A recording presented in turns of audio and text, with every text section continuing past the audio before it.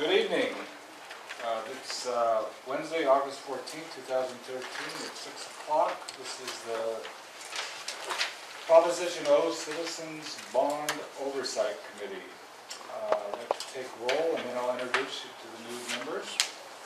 Obviously I'm here, Nick Brnovich is here. John Grubb here.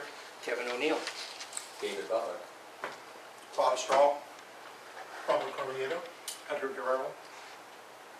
Okay, and Bernardo, for all of you may know by now, is no longer on the committee. He's decided not to reapply for a new term. So we have one vacant position. Anyway, let's do the Pledge of Allegiance. Here's the flag. It's behind the screen. There it is. Ready? Begin.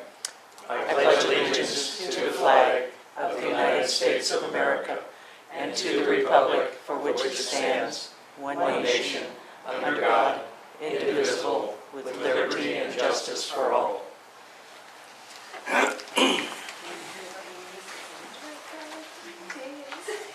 Thank you.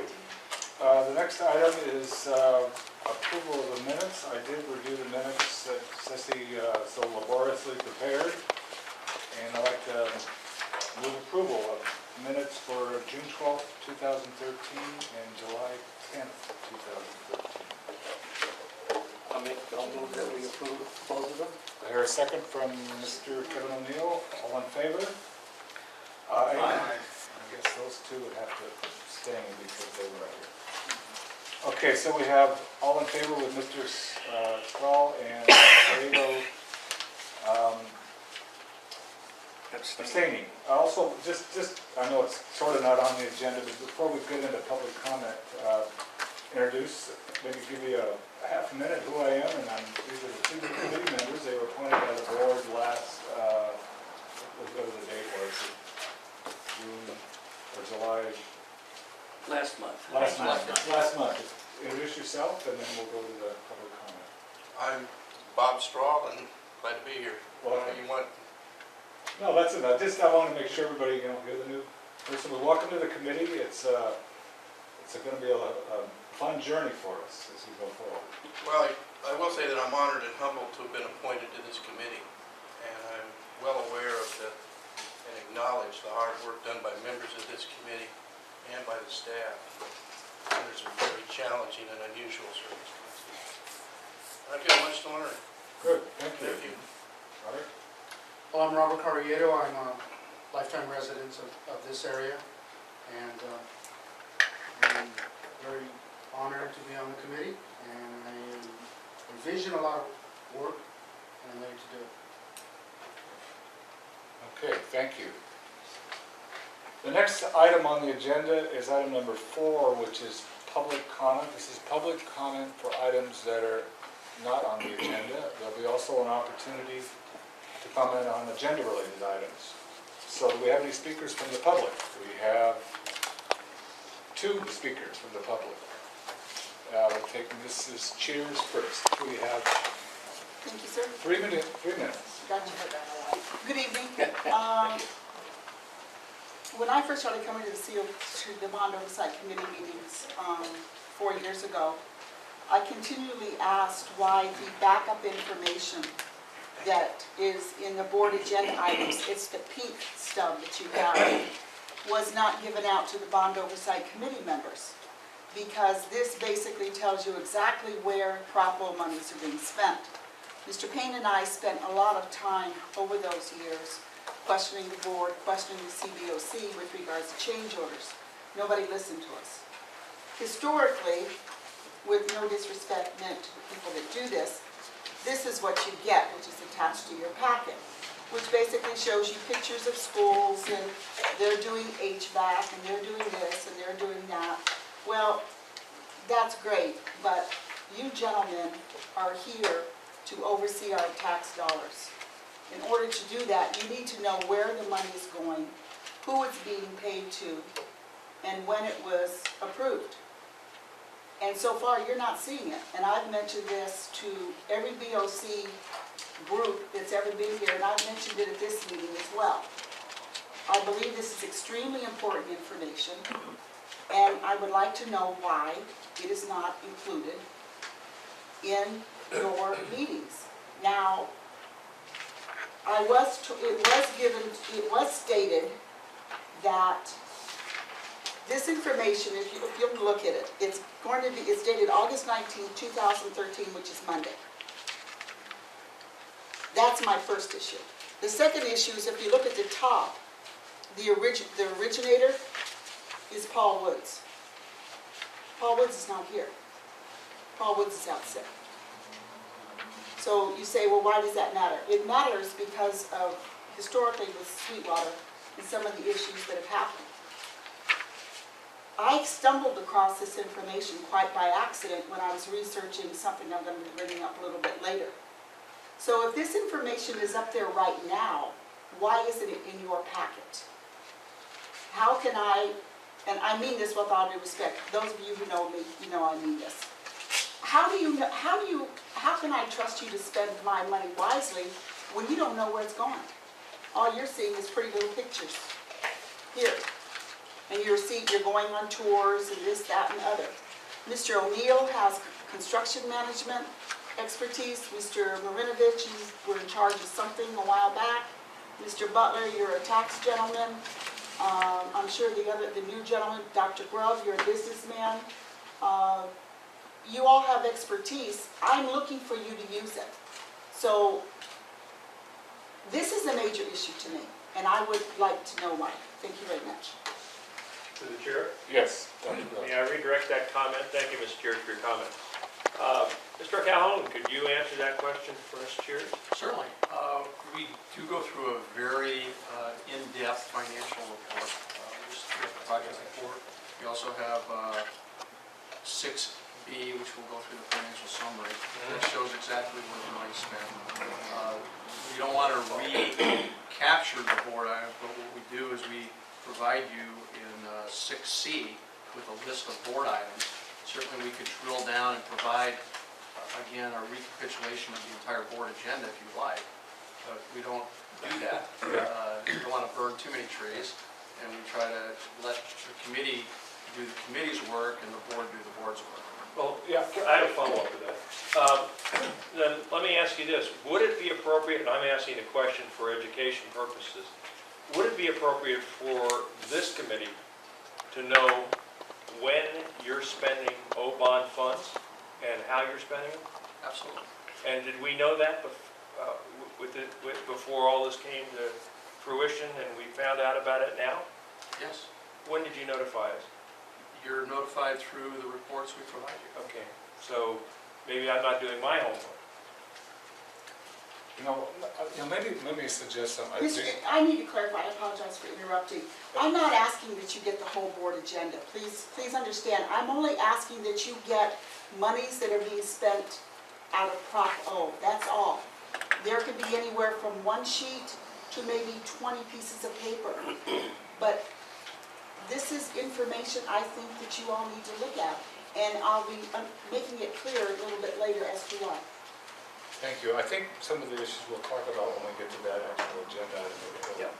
Consider. That's fine. We have another public speaker? Mine mostly has to do with the fire alarm, so if you want me to wait on the prep. No, if it's specifically related to firearms, then fire alarms will. It's related to the fire alarms, and it's also going to have a little bit to do with the iPads. The iPads aren't on the agenda, so if you got an iPad issue now. Well, the iPad issue is coming up based on an article that I read in the UT saying that the iPads that we purchased, now with the Common Core curriculum, basically are not going to work with testing. We're going to have to buy additional items for the 7th and the 8th graders to work on the iPads to get that testing done at the end of the year for the Common Core curriculum. We're going to have to buy a keyboard, and we're going to have to buy a program so the iPads can split the screen, because right now the iPads do not have the capacity to split the screen. So my question has always been, and I have asked this for the past 2 years to the board, this item, when it was done, Propo funds were used, Melrose funds were used. This item was never thoroughly thought out. Chula Vista Elementary School District does not have this problem because they actually listened and went to either tablets or laptops for the kids. When we went out and spent millions of dollars on the whim of our superintendent to do iPads, which half of our curriculum cannot be accessed. And I'm getting this straight from teachers, I'm not making this up. During finals, the system crashed. We don't have enough bandwidth, so we keep on spending Prop O money and we keep on spending Melrose money on the iPads, and we're gonna have to put more money into it because they're not going to work for Common Core, which we're switching to as we speak. So that's my comment. Chair, who was speaking?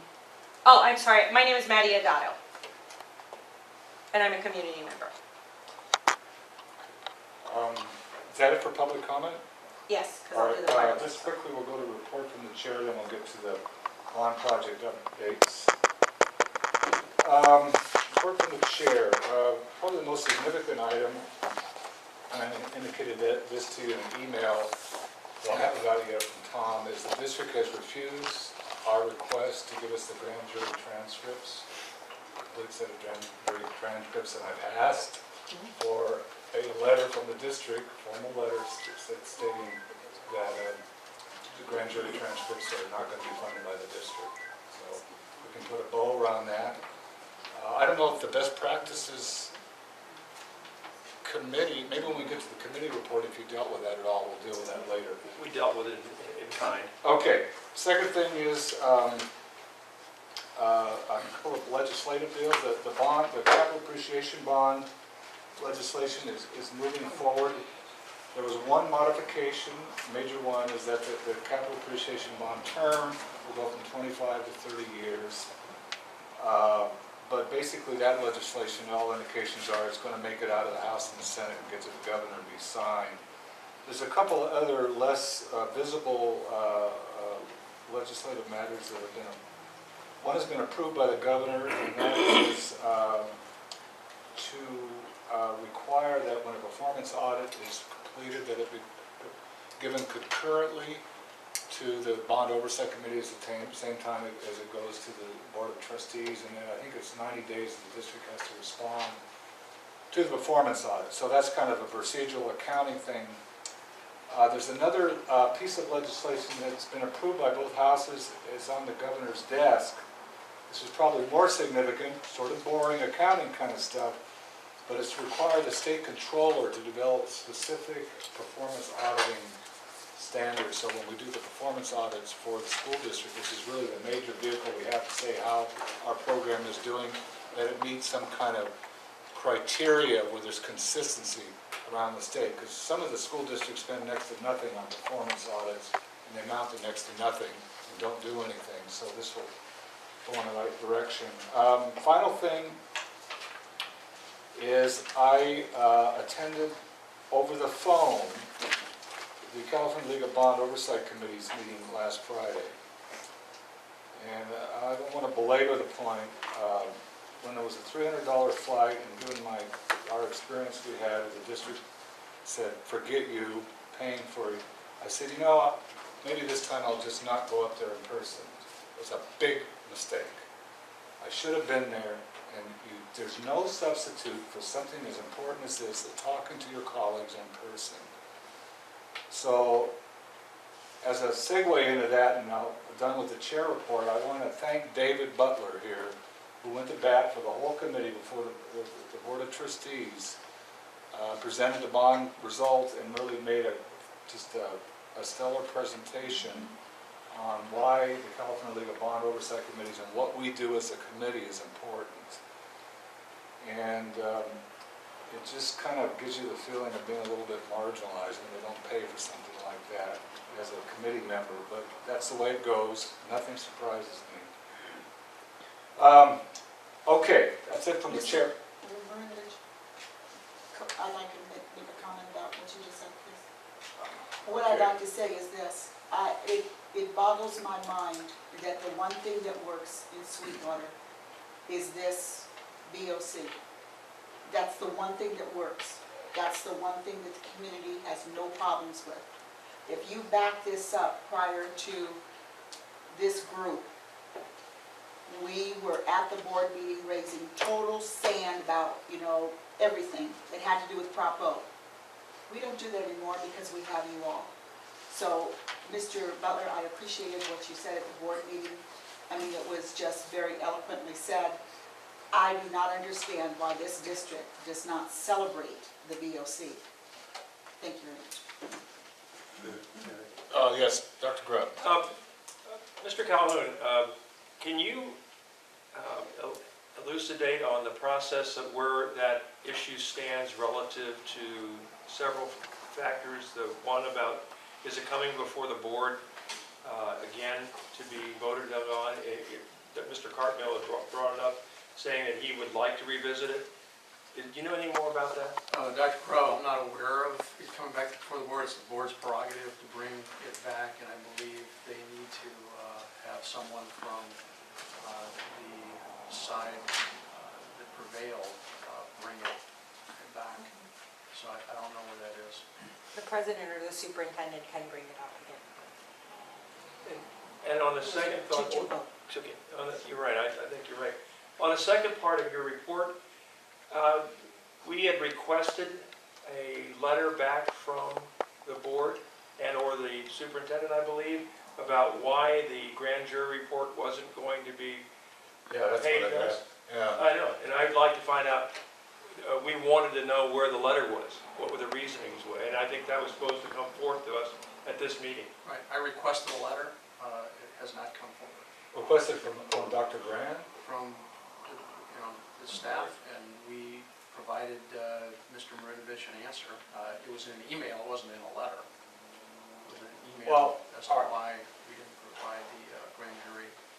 Yeah, but as I understand it, this group asked for a formal reply from Dr. Brand as superintendent and secretary for the board. We did. It's a simple thing. It is a respect thing, just as stiffing Mr. Marinovich is a respect thing. We live in a circular world, at least I do. So, respect given is respect earned. And if they would like us to have a good, collegiate, working relationship, then it would be good for them to respond to us. I know they don't want to, because it puts them on the spot, just as they would not respond in writing to our request for their written rationale as to why it was legal for them to use bond funds on iPads. But that wasn't forthcoming either. It leaves us the only opportunity to go out to the people, and they don't like that either. Dr. Grubb, and then I'm going to say something. Yes, I think it's important, again, Mr. Calhoun, this is not about you. You work very well with our committee. But I think it's important for us to let the public know about that's the only real hammer we have in this fight. And that is, it's important for the public to know that we have requested in writing the reasoning behind several of those issues that Mr. O'Neill has already talked about. And I think that absent that response just fuels the fire and will keep the board's feet at the fire, because we're not going to go away. And we have a solemn obligation to protect the monies that the taxpayers pay, and we're going to do that, come hell or high water. Any other rest of? Yeah. I think throughout the state there's bond oversight committees that are facing similar challenges as this one. And I think it's really important that our community be represented by a member of this committee at those statewide meetings. I think it's probably been observed before, but in the long run, it saves us money. We're saving pennies and wasting dollars in a sense that I think that we do have something to contribute at the state level. It's this district's business model. That having been said, I just wish there was a different way to approach this thing. And I don't know quite what that would be, but it just seems ineffective to keep doing the same thing we're doing and not getting what we want. And again, I don't know what that would be, whether it would be community organizations contributing to a conference and travel fund for this committee, or whether there's a way that the board would see their way free to commit an X amount of dollars so that we wouldn't have to go to the board each time there was some meeting that we felt the member was important to attend. So I'd like to find a way to do it. I think it's very important. We did, Mr. Stahl, we did request it in our budget to the district, and it was turned down. You know, this California League of Bond Oversight Committees, you know, there's a person on that committee, and we'll move to the next item as we have other comments. There's a person on that committee, that board of directors, that was the person that fed the information to Will Carlos. She compiled the information to Will Carlos that got the capital appreciation bond data to the media ran with it, and it went nationwide, okay? So that's what's so frustrating, is there's people on that California bond that know what the hell they're doing. And I'm not able to go up there in person because I go, you know what, is it me or visit my daughter twice in San Francisco with the money that I'm spending? You know, that's the kind of decisions, you know, and it's just like, why is it, it's mind-boggling. With that being said, I'm doing my best to be engaged with the people in that California Bond League, but we're definitely this committee is looked at around the state as sort of like, you know, kind of like following what we're doing. So it's kind of an embarrassment when they don't fund. Anyway, that's it. I think, thank you, Mr. Chair. I think just to, in a way for Mr. Strahl to understand, he faces the same kind of problems that I faced when I first came on to the CBOT committee. I mean, why have we been doing it the same way for a long period of time and it doesn't seem to be working? The problem, I think, at the heart or the root of the problem is that the district sees the monies as their money. And it's not their money. It's the community's money. That's the real issue here. And all we want to do is to make sure that we protect the community's interest. That's the only thing we want to do. We don't want to micromanage these people, but when you talk about not getting along, or being collegial, it's all about respect. If we ask for a request, we would expect, at the very least, a letter back explaining the reason. Not letters back gunning our chairman because he seemed to overstep his bounds and was scolded by the board for doing absolutely nothing. That's the only kind of letter we seem to ever get back. It's when something perceived by the board doesn't go their way. I don't have a problem with anybody on the board. I have a problem with their communication and with their ignoring this committee. That's the real issue here. Mr. Chair, just quick. Mr. O'Neill, then we'll... Yeah. We've tried 2 years running to get a very reasonable allowance, if you will, from this board to have maybe some legal advice, maybe some CPA that could help us interpret some of these things, some travel, and maybe a little bit of food, somebody to handle our website if we choose to pull it from the district. Reasonable things that don't amount to even beer money in terms of the money that this district spends of Prop O or even pisses away out of their general fund and other things. But they haven't found us to be necessary, although we're required, and they don't have an appreciation for what we try to do. So they will continue to try and treat us as mushrooms because it meets their business plan. And that may sound harsh, but it is what I have found with them. The only time we get a communication is when they pay an attorney to slap at us. So we'll leave it at that. New guys, if you come up with a better way to do this, I'm on board with it. And if you can sweet talk them, that's fine. Me too. But sooner or later, the media is our media. That is our charge, and that's where we need to go. And I'm not criticizing your efforts by any means, and I don't want it to interpret No. it that way. I just see a huge challenge to try to convince some people under very difficult situations that in the long run, it's in their best interests to support what this committee is trying to do. And I realize as a new guy, and I come in and I got a pie in the eye skies, but, you know, I'm hoping that in the future, hopefully in the near future, that relationship will exist. Until then, I guess we just keep trying. From your mouth to God's ears. We have one member of the public who wants to It'll be speak. very quick, I Very promise. quick, and then we're gonna move to the Very quick. highlight of our night. I know that John Mood, who's an attorney for the district, went down to get the transcripts. He wasn't going to pay for them himself, so the district may have copies of the transcripts already. I don't know that, but I know that he was there getting a copy of the transcripts. He wasn't going to shell out $72,000 of his own money. 7,500. 7,200, sorry. Another thing, on your expense, I was at that meeting.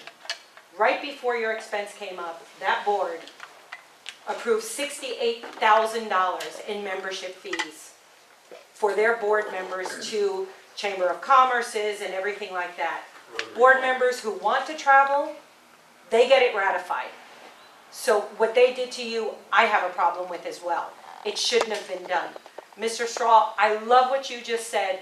It's such an easy concept for them to work together, yet it's so difficult.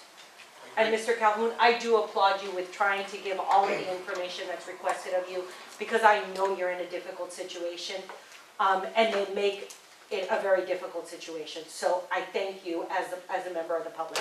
That's it, I promise. Okay, moving right along. We have item 6A, project status reports.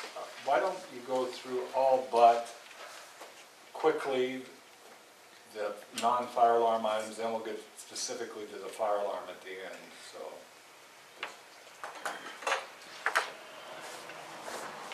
And by the way, did any of your committee discuss this at all? Is there any questions? I don't know if we want to do it by exception. What's the pleasure of the committee on these project status? We'll go through it quickly, I guess. Okay, go ahead. I want to let you know that Bonita Vista High project was approved, DSA back check was completed, and actually the project was out to bid concurrently and was awarded with approved DSA documents. It'll be coming to the board for approval, and we're going to be also doing a deferred maintenance roofing at the same time, which makes sense because you don't want to put your new HVAC units on curbs and then come back and re-roof and have to lift them back up. So that's going to be not Prop O money, but it'll be deferred maintenance, which is general fund money. While we're on that subject, can we go ahead and talk about, since this involves the design work for the track and field, right? That was the next project. Okay, yeah, that's what okay, go ahead. Track and field designs at 45%. Okay. Did you, and we mentioned last time about getting the conduits out there, is that going to be included? Yeah, I told the project manager, and he's going to be including that as an amendment. And the issue regarding the piece of information that's supposed to be some type of community issue, do you know anything about that? Well, the community issue was that when the developer was developing the homes there was an agreement. We can't find any written agreement Okay. that the light would not be put in, but that a formal agreement with Southwest College would be had to play the games at Southwest College. So that has no effect, though, on the lighting now? There's no formal agreement, correct? Correct. There's no formal agreement, so if we were to go forward with lighting, if and when funding was identified to add lighting to the project, and also I want to let the committee know, this project is only funded for design right now. Right, I understand that. But I mean, in other words, if we're going to fund it for design, why wouldn't we fund it for design for lights if there is no real working agreement that anybody can put their fingers on? So the lighting, the expense of, getting the lighting design would be fairly significant. We could look at what that would be. Well, But why wouldn't we? When this is the only school in the whole district that doesn't have lights at night for their teams to practice, when we don't have any, when every other school does. I mean, what is the rationale behind that? Expense at this Well, point. yeah, but we just built $1.5 million worth of stadium up at Sweetwater. I mean, it didn't seem like there's a shortage of money. We just spent a lot of money for iPads. It just doesn't set with me. And New field at Montgomery. so it troubles me that, you know, we don't have an agreement. And what's the difficulty about getting the design for lights so that all of the teams can be treated fairly? If it was a Title IX issue, I guarantee you, they'd be having lights up Oh, there. yeah. But it's just not Title IX. It's about being fair and equitable across the line. And again, this is not directed to you. It would also involve CEQA? a CEQA. Is it really CEQA? Oh, yeah, absolutely. Why? Anytime you install lights at a field or stadium for use after dark, it's a lighting issue that has to do with community impact for light and glare. I mean, it's one of the elements under CEQA that has to. All right, but I mean, you do a photometric study and Right. you're done with it. You have to go through the whole environmental assessment process and then go through the lighting design. And granted, it's better now than it was before. There's not a lot of fugitive lighting escaping from these newer lights that are more focused. So, you know, there certainly could be that. And Dr. Grubb, we'll go back and we'll explore that and see if I that thank you very can much be for added that. to the design. Appreciate that. Okay. So then, leaving Benita Vista, we're in Cass Park, speaking of Title IX improvements. Could I ask you, I'm sorry, should I interrupt? Sure. You indicated that part of the issue is cost. Correct. What is the cost? To design the lights, probably in the neighborhood of $50,000 to $75,000. And to put them up? Oh, close to $1 million with 4 light standards and the full lighting and electrical. It's going to be close to $1 million.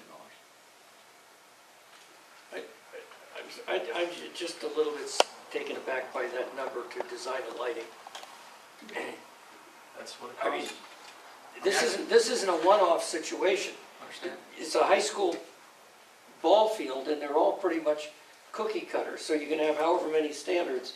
There's a manufacturer out there that can tell you off a graph the height and that. So, you know, why are you giving some A&E that kind of money to design it? Because we have to run from the power source, we have to evaluate the power source, we have to look at the panel capacity, we have to design the specific conduits, the boxes, the slope. But you're doing all of that, as you say, with putting in the conduit ready for it. I'm not going to do panel capacities and all the lighting requirements until I know what lights I'm putting in. So I would just put the basic conduit in the panels. That's all. Okay, but it seems to me that you can go to you know, your Sweets catalog equivalent for this, and in an afternoon, you can find, this is how many watts I'm going to have out of this, this is the panel I need, and here we go. I mean, I just don't see $50,000 or $75,000 for something like that. Well, Mr. O'Neill, if we were doing a private school, I would maybe agree with you, but this is DSA, and DSA has been a little tough on lights, especially since we had a problem with the structural welds on the last set in Texas. So we had statewide, there was a recall on all the lights. We had 2 sets that were affected. Right, and out of curiosity, we ended up replacing them with their bases, did we not? Because we paid Nino and Moore a lot of money to do soil reports on the bases. Could we not have simply gusseted that worrisome base to the pole? Because of the structural integrity of the welds and the problem with poles and the deterioration they had, they didn't want to take that chance. And, you know, structural engineers in California, especially on schools and hospitals, are pretty conservative. Well, I don't know, they've come up with a repair on the Bay Bridge because their bolts are breaking. So, all right. So Title IX at Castle Park is right now about complete. There's probably a couple weeks worth of work to be done out there. These pictures are a little, or at least a week old. There's been a lot of progress on that. So that's finishing up, should be ready to go for the season usually. Chula Vista High School got these done before school started. Basically, it was just a rehabilitation of existing classrooms upstairs in the academic wing there in Chula Vista High Line. Ranger Junior High, the health clinic, is moving along. It's about 20% now. This is about a week old information. Moving along well. We did get a good bid on this one. The contractor seems to be working well on site. Everything's moving smoothly. Hilltop High design, 50%. This one doesn't have to worry about lights because they're already there. Montgomery High School 2. This project is starting to get ready to come out of the ground. They've got foundation systems going in, and they're moving steel in and getting ready to pour a lot of foundation work. And the gym pad is 95% complete. Utilities are in, demolition and trailers are gone. There's new dining structures up. You can see there's the foundation work and the trenching. And there's the new 300 student capacity lunch court shelters, nice benches and shade for the kids. Montgomery Middle School project, you're all invited tomorrow afternoon at 3:30. There's Louis Zoomstein, the new principal there. He's very happy to be there. They're very happy to have this beautiful facility that was occupied on July 24th, the first day of school. This is the one where you were all at the topping out ceremony about 8-9 months ago. And beautiful pictures of the front, maybe some landscaping outside the front area that's not quite complete. National City Middle School 2, abatement is complete now, and demolition will be proceeding. Fences are up, kids are kept away from it. Could you give me reference as to where 18th and D is? Let's see, 18th Street is up at the top here on my left side, and D Street is running in the front here. This sits back to the east off of D, back behind the main building. You can't really see it. The building on the left, which runs north-south, facing east-west, is already built there. The one on the, I'm trying to get this thing to work here. There we go. This one right here. This building right here to the left of the cursor, this is the new building. And there's two older buildings that are in the way right now, downstream. And D runs right along here. Gotcha. Where the cursor is. Okay, I know where Southwest Middle, increment 1 was about 80% complete when we asked the contractor for the convenience of the district to please leave the site. Wasn't doing that great of a job. He got done what he needed to get done, and we're moving on, finishing up the project. The second increment, this is what he did. I mean, the work wasn't bad, but it took him long enough, and his fencing panels were definitely subpar, and we just have a temporary fence in place until we can get another contractor can actually do good fencing panels. Tom, in those lower two photos, Yes. is that daycare or something? I mean, No, that's the gonna be- tables and chairs do not look middle school level. Well, this is not middle school. This is the area that we had to refurb for the charter that came in, which was Stephen Hawking charter. This is actually the Head Start facility. Stephen Hawking charter moved from Chula Vista Youth Center on Chula Vista High to the old ROP on 2nd. This is the new charter that the board approved last spring, which is going to Southwest Middle. Let me ask, is Propo money going into this charter school? Propo money, per the state, is allowed to be used for charter schools that are on district property. And this is Even though a charter school that is, it is K-6 and not within their mission. This is a district facility. It would have been upgraded whether or not the charter Well, all right, but occupied or not. the proposition had to give a menu of projects. Right. And my understanding is that no Propo money can be spent. It isn't enumerated in that menu. Right. Do we have K-6 charter schools on there Well, for this campus? this work was being done prior to the charter going in there. This was the refurb of the Southwest Middle School portable classrooms.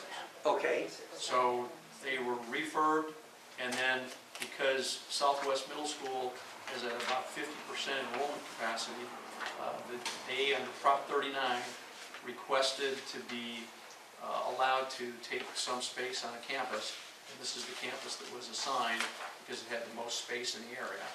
And these are the okay, but facilities they then went let's to. back up. Sure.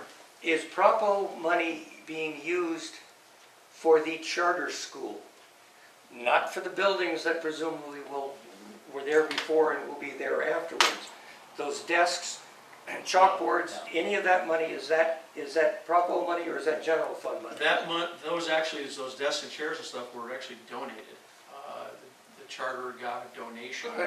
All right, but They're not- my no- question, No Propo is going into the charter school, and no project management monies, and no project and no management. staff monies from Propo were going into that charter school, any way, shape, or form? Correct. Thank you. How about the toilets for little kids? So increment 2, Yeah, which is Southwest Middle Project 1B, is going to begin design and will be completed in the fall. Tom, just quickly again, to beat on this dead horse a little longer. The restroom facilities for a middle school have a different standard than for K-6. Toilets lower, sinks lower, all of that stuff. How is that being handled? There's no modifications being done to any of the restrooms for the charter. They're using basically the middle school restroom that's on that side of the campus. There is no different standard in terms of heights? Not for etc.? K-6. I mean, the little guys, you can, I've seen them put in the small toilets in the kindergarten rooms, Well, and lower sinks. but the option is also, the alternative is to use step stools. They do it at home. So that's, in my experience at least. Yeah, I don't know how your risk manager feels about step stools on a tile floor, but that's a different story. Okay, so you're not doing any modifications? We're not doing it. Okay, fair enough. Thank you. Okay, Southwest Middle Increment 1B, that one, bid documents are being completed. It should say 100% design, 0% constructed. The DSA approval should be out in the fall. And that's for the renovation of science labs and also the music area. Welding building, 2, construction scheduled to be complete in the fall by winter break. And we will be able to have the welding classes in the new facility next semester. Did I see that you were having to modify some of the welding stations for ADA compliance? There has been that done, yes. Okay. Yeah. People in a wheelchair can weld too. Well, I know, but if they're going to weld shipboard, it's going to be a little more difficult Yeah. for them, yeah? That would be difficult. I mean, they're not putting braille instruments in the cockpits yet. Some of them might do. Which parking lot is being restored? There's the one on 30th? This is the one on the north side of the campus. 28th Street? Yeah, okay. And we had some demolition done, and that's the parking lot that'll be restored. And we're also putting solar in right now. So once the solar's in, then the parking lot will be refurbed. Stadium track and field is about 70% completed. It looks green now. There's actually, got some pictures today. I was out there with the principal the other day. The turf is down, so should be ready by the end of September for the first game.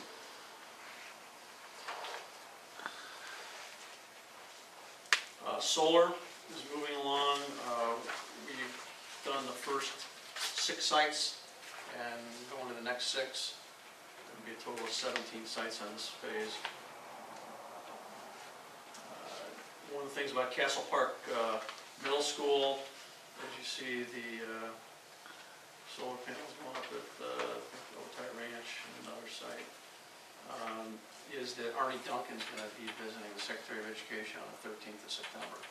Where? He's visiting Castle Park Middle School. It's part of his westward, southwestward swing. It's coming from, I guess, on a bus from Albuquerque to Phoenix to here. Could I ask, it may be off the topic, but what is the savings for this, having the solar on the sites? Well, it's going to be increasing immensely after September 1st when the SDG rates go up. Well, besides that, what is The total overall savings is about $7.5 million over the term. And that, 25-year term for the first 6 and 20-year term for the 17. what percentage of the energy is being saved? At peak load, we can do about 90% on the campuses once they're fully built. About 90% of the load during the day at peak load, if the sun's out, will be taken by the solar. So we divert, set 90% of our SDG&E bill to the PPA, to the power purchase agreement. So it takes us 25 years to pay that back on the first phase, 20 on the second phase. And we probably will save, I would say, a percentage of about 25% overall. In San Diego School District, they had some problems where their solar projects started rotting after 2 or 3 years. This isn't the same That's correct. contractor. It's not the same contractor, not the same panels. Those were GE panels that were made in China, some of them. And we went ahead and we're using SunPower panels, which are made here, and they're good quality panels. Close up Montgomery High, interim housing and basketball courts have been closed and certified by DSA. So that's it for those. The next one will be the status of fire alarm projects.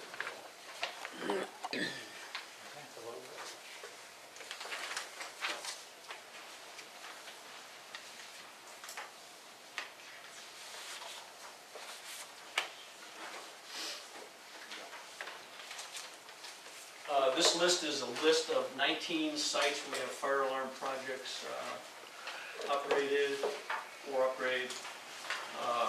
They're in alphabetical order down. We've got, let's see. Move this a little bit aside.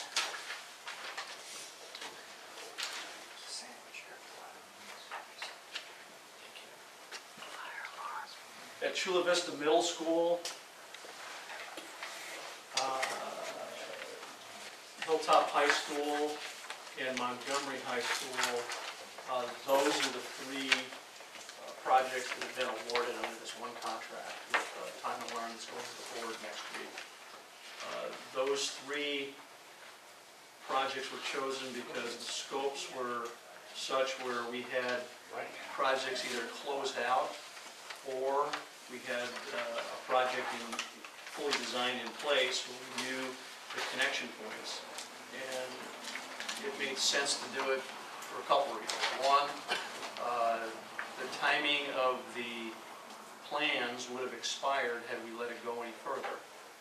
We saved probably in the neighborhood of $200,000 in design fees by awarding it sooner than later.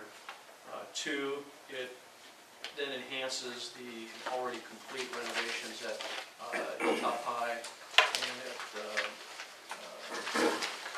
Chula Vista Middle, as well as integrates into the 2 new buildings that are going into Montgomery High.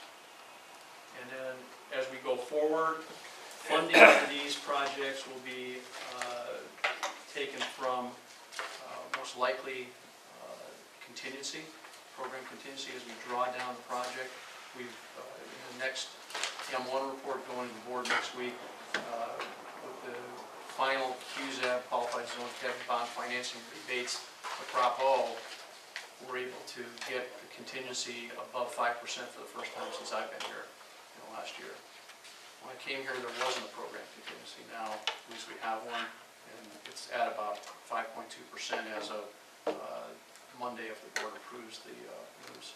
So the remaining fire alarm projects, absent the 3 ones that are out for bid presently, or went out and awarded on July 6th, the remaining fire alarm projects are to be funded with project contingency. Well, with Prop O money, it's Prop O money. I understand, but it's, okay, it's project, and how much is in project contingency now? Right now, there's about 3 million, but we'll be pushing that up over 4 with the changes that we're going to be providing to the board. And what's the total cost of the non-funded Prop O fire alarm projects, absent the 3 ones that have been funded? In the neighborhood of $4 million. So the fire alarm projects will take the rest of the contingency? Well, there's another $1 million left in the Or fire alarm virtually? project already that we haven't awarded yet. Let me make sure I So there's in the M1, if we can go to financials, you want to go to financials? No, I want to go over the fire alarms. So in the financials, when you refer to the financials, and in the financials, we've got a fire alarm project on the M1 that was approved at about 2.6 million. We have this project defined as basically a sub-project. Excuse me, point of information. Was that the analysis that was developed on December the 12th? 2.662 million of Prop O funds? Correct. Okay. That is correct. Was that presented to the Prop O committee, or the bond committee? Yes, what? Because that was before, obviously, I was on it, but When was it presented? you said it was presented. It was a meeting of December 12th, 2011. That was before all of us were here. Well, no, I think you were here. Oh, Dave was here. I would have been Was it presented? Did you remember, Dave? here. You're asking me to remember back, I'd have to look back at my notes. No, the basic question would be, for these fire alarm projects, especially the 3 particular ones in which an RF request for bids was issued on July 6th. When, I guess I'm looking for a timeline of when the decision was made to, you issued them on July 6th. Bureaucratically, you had to do something prior to July 6th to decide what you were going to do with that.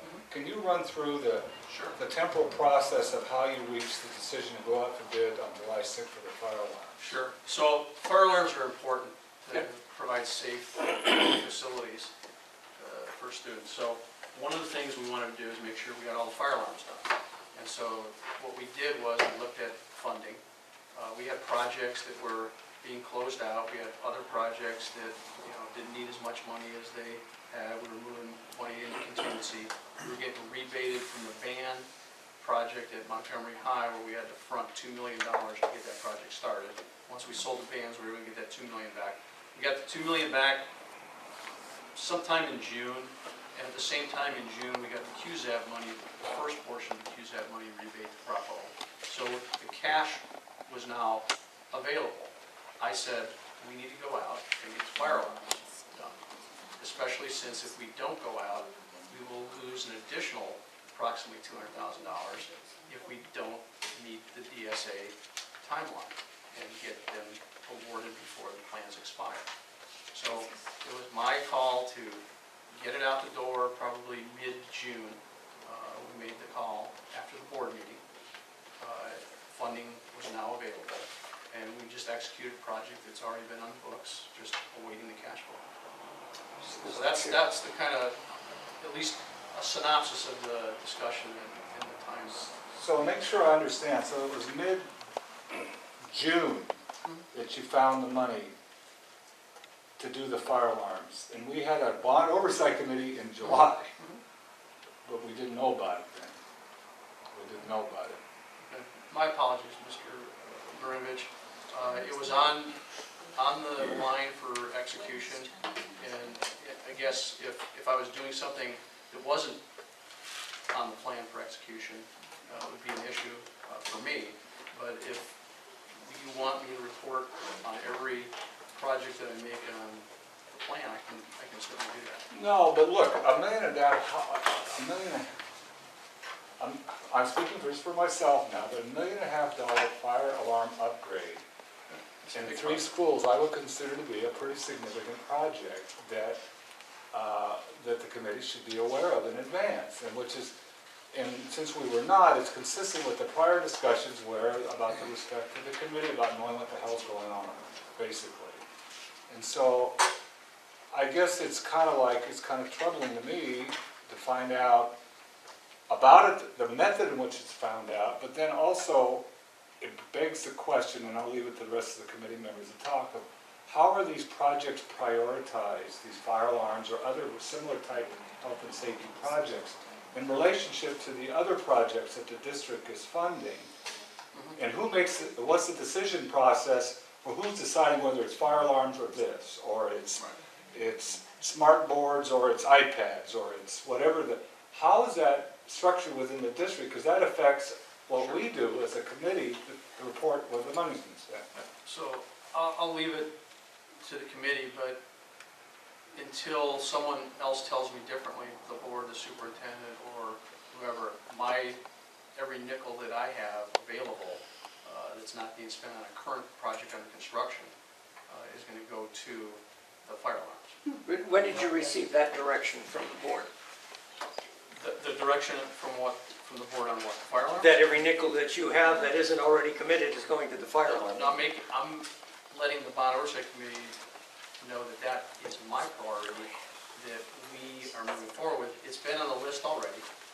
The project's been on the list. It's got designs that are running close to expiration. So I want to make sure that we take advantage of A, the designs that are already done, B, the funding that's available, including contingency, and certainly the board has already approved those as a priority because they're on the list. Well, and again,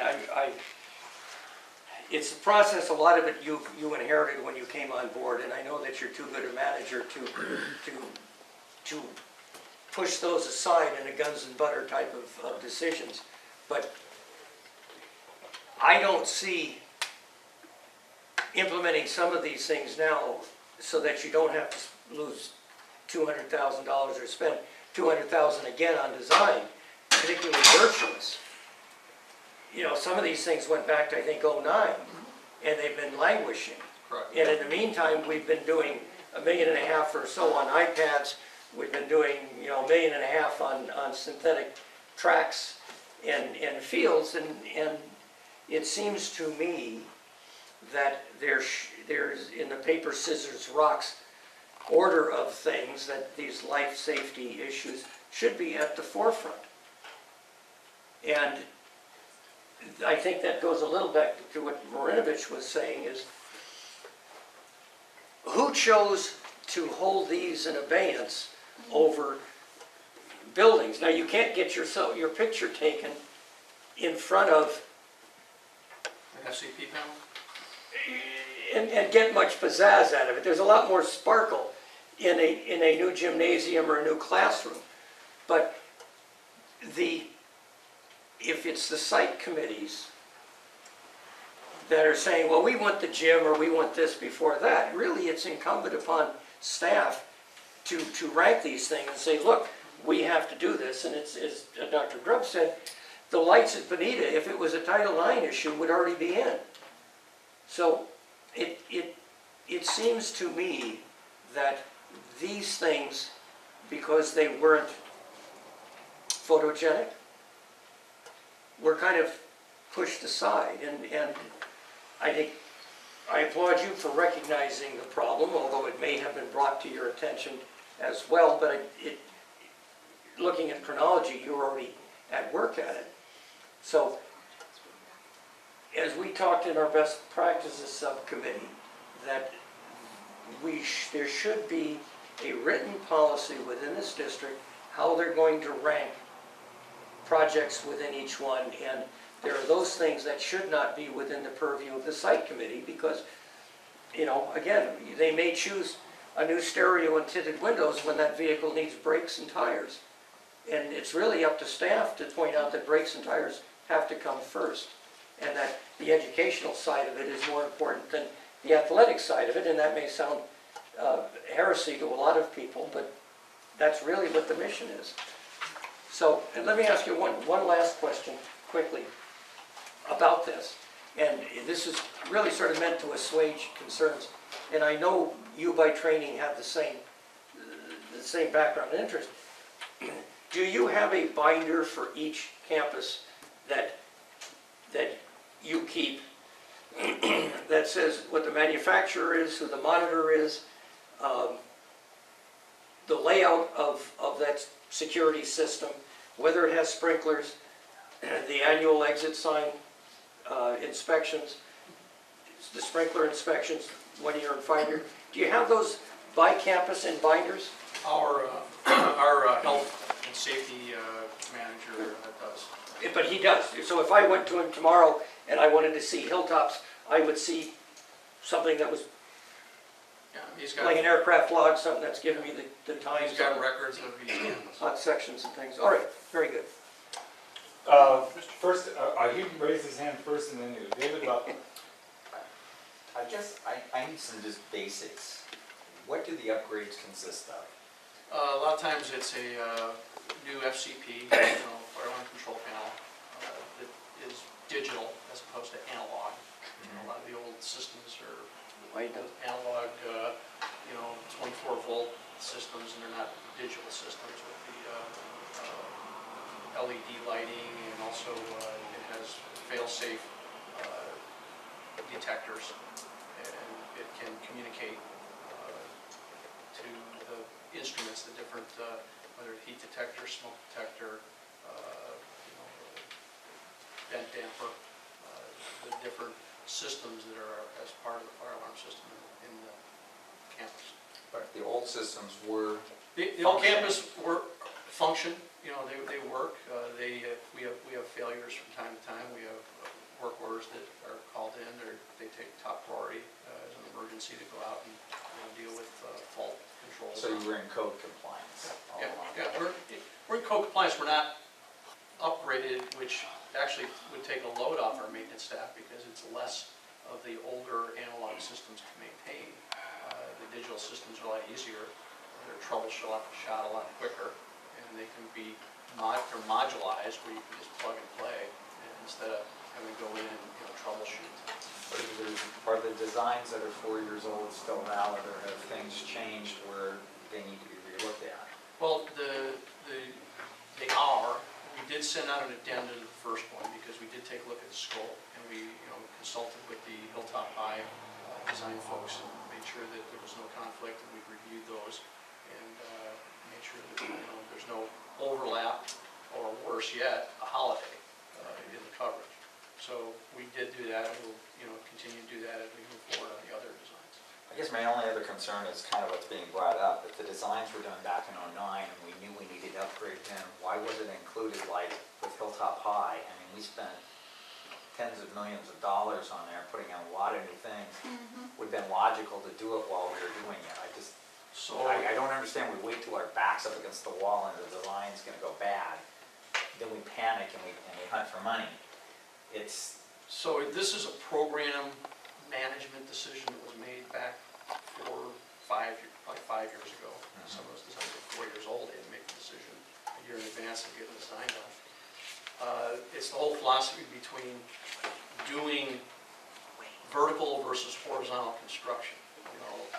To me, horizontal is the best way. Whole site renovation. You renovate everything on your site. You're going to put in either 1 or 2 or 3 or whatever it takes contracts, but you do a whole site renovation effort. You don't do piecemeal, like let's go do all the roofs, okay, let's come back and do all the fire alarms, okay, let's come back and do all the HVAC. It's intrusive to the educational program, which better to phase over a year or 2 and do construction in one effort than come back 4 or 5 times in a 5-year period. The other part is it's more cost effective to have everybody on site as a general rule, especially for program project management, to have control of a site and deal with a contractor at a site. You get a better contractor, usually get better quality. didn't make that decision, we're living with the results, we're gonna work through it, and again, my intent is to finish the fire alarm upgrades as we can. And I guess my only other comment is, I would appreciate if you could come back to this committee. Are there any other skeletons in our closet that? I'm finding a few. Yeah, because I'm aware of some too that are gonna come back and bite us. I would appreciate if you brought that to the committee ahead of time. This is what you're finding. Again, you didn't make those decisions, but it'd be nice if we knew it's coming. Sure. Thank you. I will bring up, one later when we talk about the committees and next steps on the long-range plan. Great, thank you. Mr. DeVito? How does that work when you have two systems? Well, it's a system. There can only be one fire control system, fire alarm system on campus. It's just different components that are digital as opposed to analog. You can't really run a analog control panel when you got digital systems out there, digital components.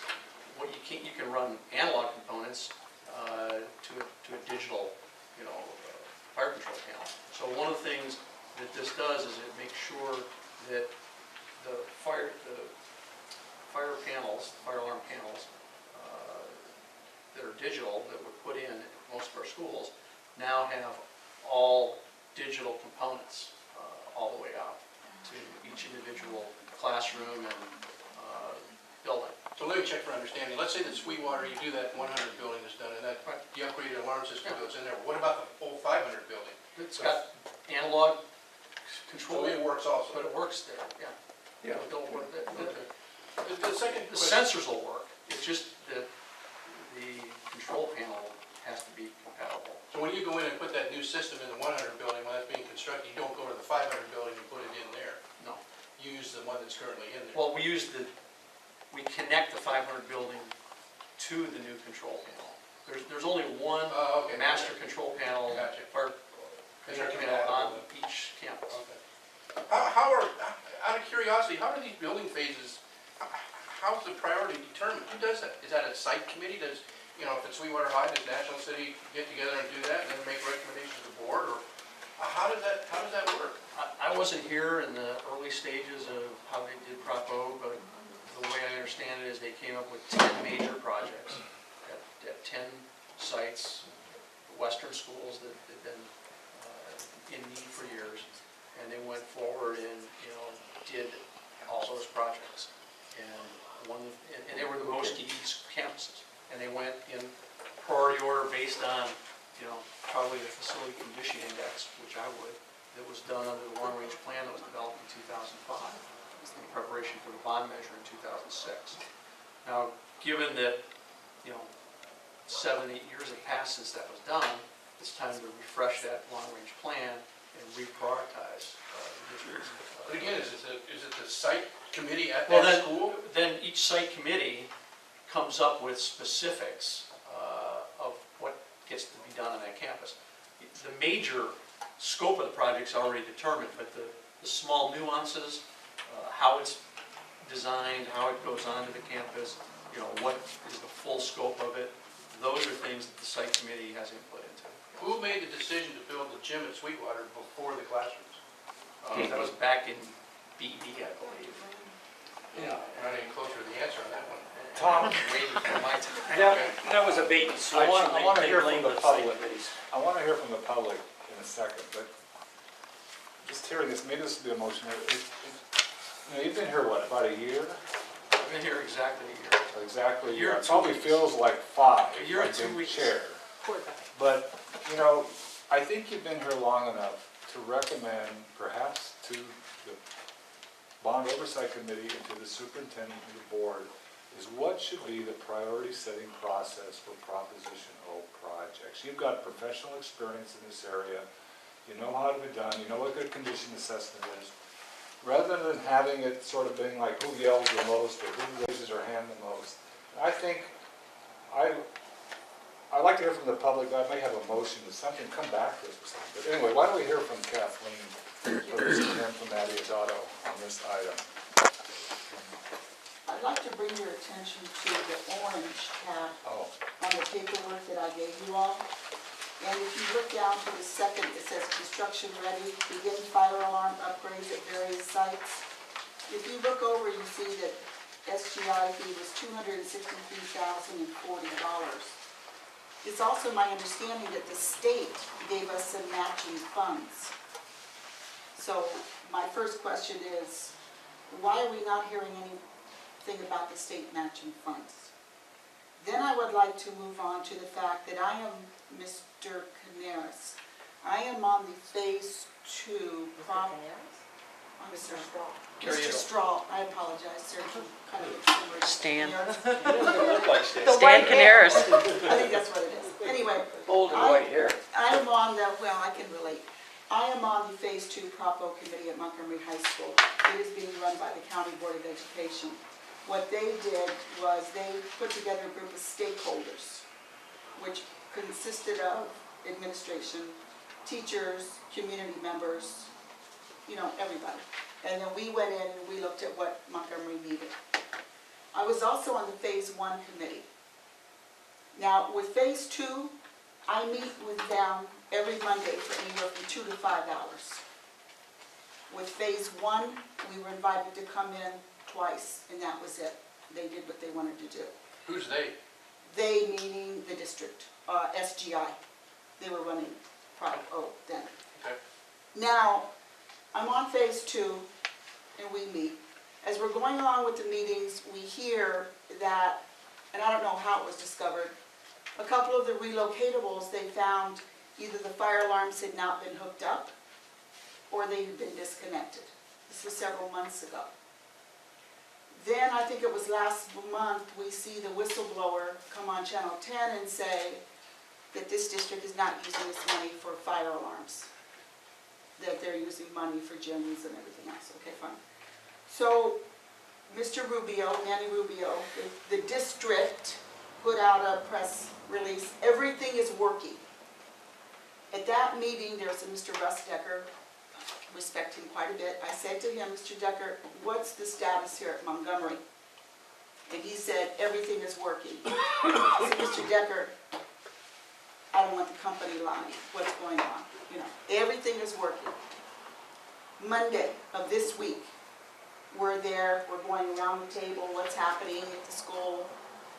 We are notified that a crew is going to start with the upgrades of the fire alarm at Montgomery High School. As Soltech, which is the construction company, the contractor, says, whoa, wait a minute.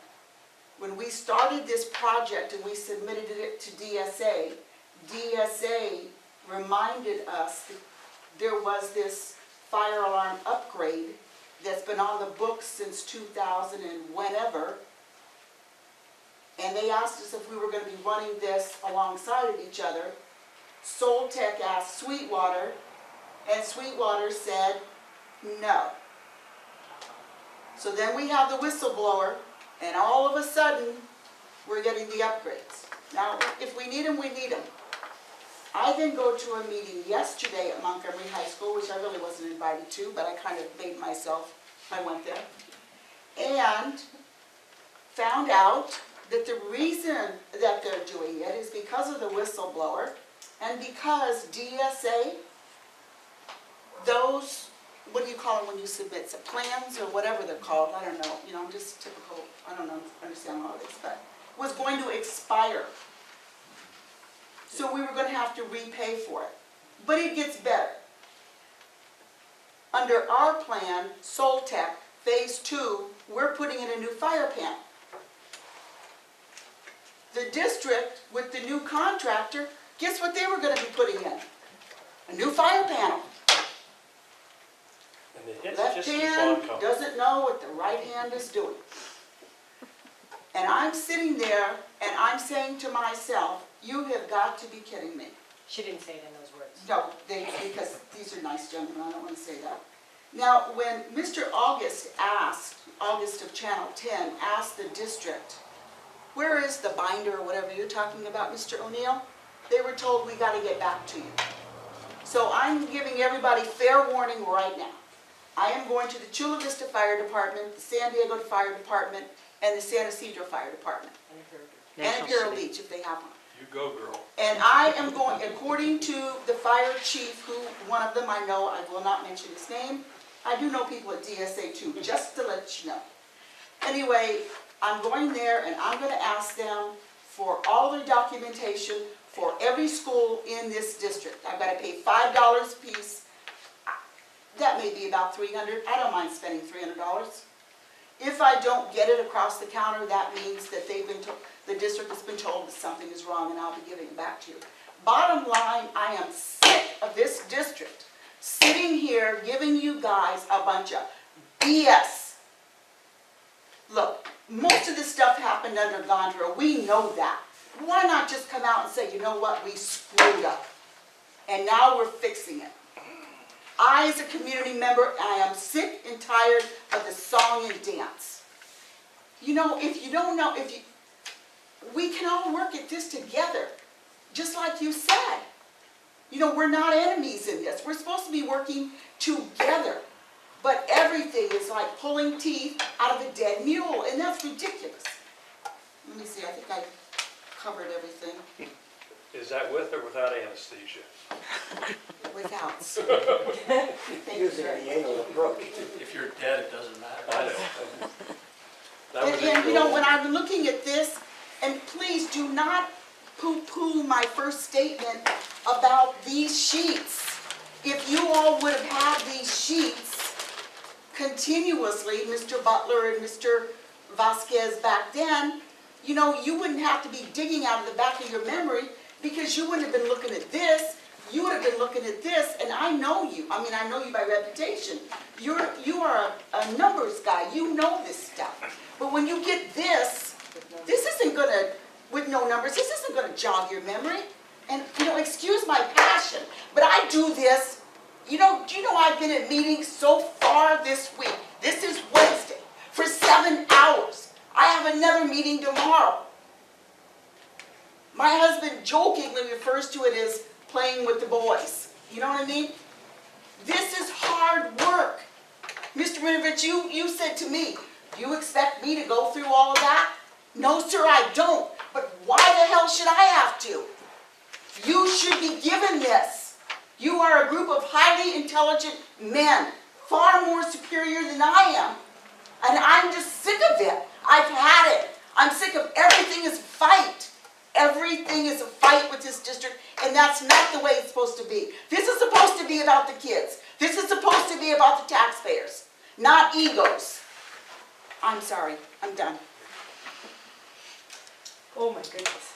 Okay, well, coming based on what Kathy just said, on the, Dr. Grubb, you mentioned a 2011 budget that you saw 2,662,000. Well, here's the 2012 with the same amount. Yes. So that money, I don't know if it's still there or not. Well, I think it is. I think that Mr. Calhoun acknowledged that that was the number in which he was talking about.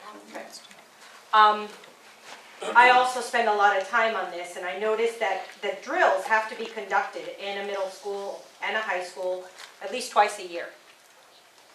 Based on what Kathy found out, that's not happening at Montgomery, and I doubt it's happening. I know it didn't happen when my kids were at Benita. They don't go on fire drills. We don't know if this equipment is working. I also pulled from board docs, Hilltop High School 2010, Hilltop High School 2007.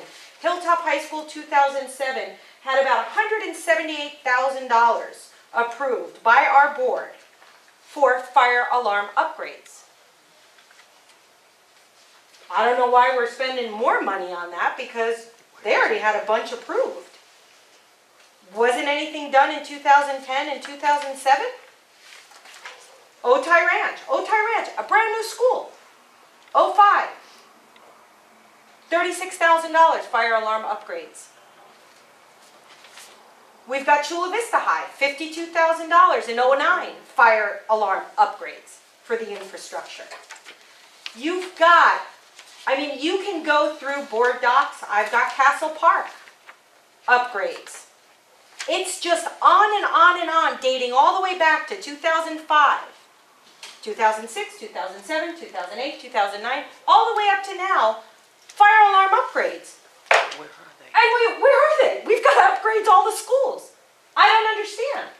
I don't understand why we have to get an extension when we have $2 million in the accounts. God forbid a fire breaks out in one of these schools, what the hell are we going to do? Thank God my kids have graduated already.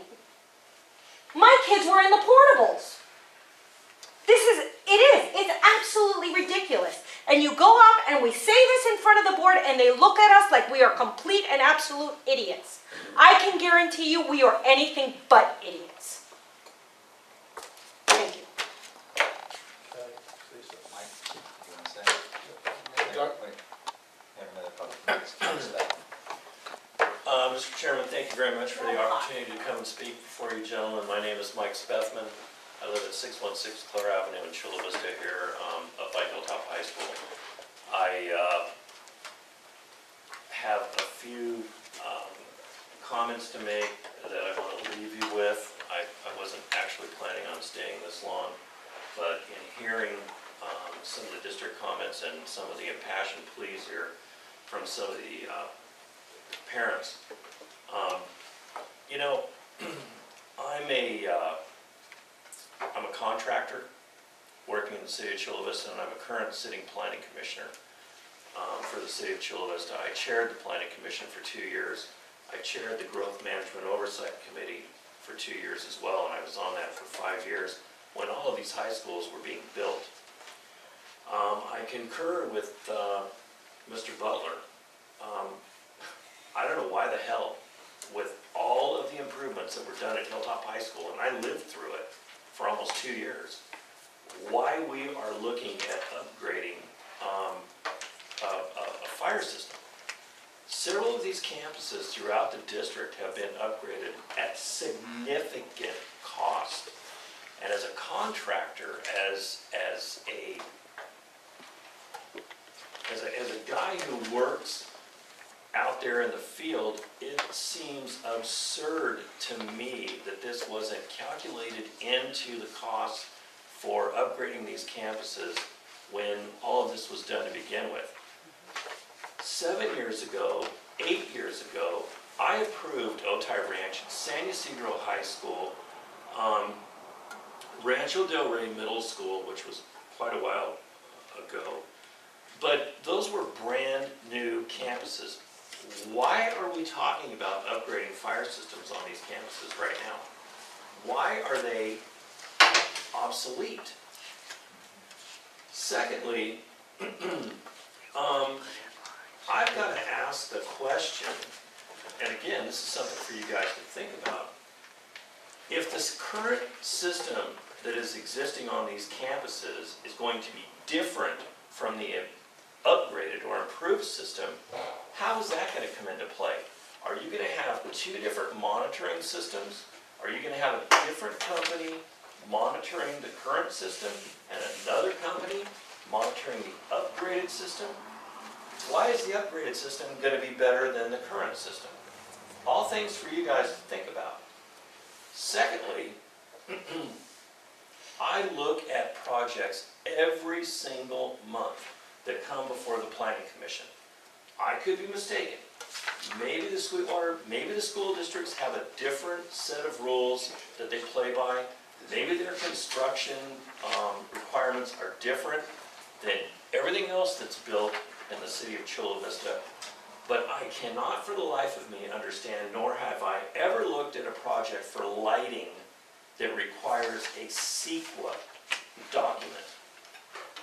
It is incumbent on any developer, any builder, to provide a lighting analysis for their project to the city for review and approval, and that in turn comes before the Planning Commission. We have all of that broken down before we ever approve a project. So, that having been said, you guys got a lot of stuff to think about. I am blown away. This is the first Bond Oversight Committee meeting that I've ever attended. I was invited by Mr. O'Neill, and again, Ms. Adato, I concur with you. I am so glad my kids are out of this school district. And you may have read the letter that I wrote to the editor of the San Diego Union and the editor of the Star News stating those exact same sentiments. I am so glad to be done. And I'm glad that I don't have anything to do with this school district any longer. Gentlemen, I've got to depart. I want to wish you all well. Yes, Dr. Chair. I've been sitting here now, for the last hour and a half, and what I've really come to realize, and maybe I'm wrong, but what I've come to realize is that this committee has not just involved with O-bond funds, but I think it's become a sounding board for people in the community who have become so frustrated with the lack of understanding and empathy from the school board and from some of the administration. And if we're providing that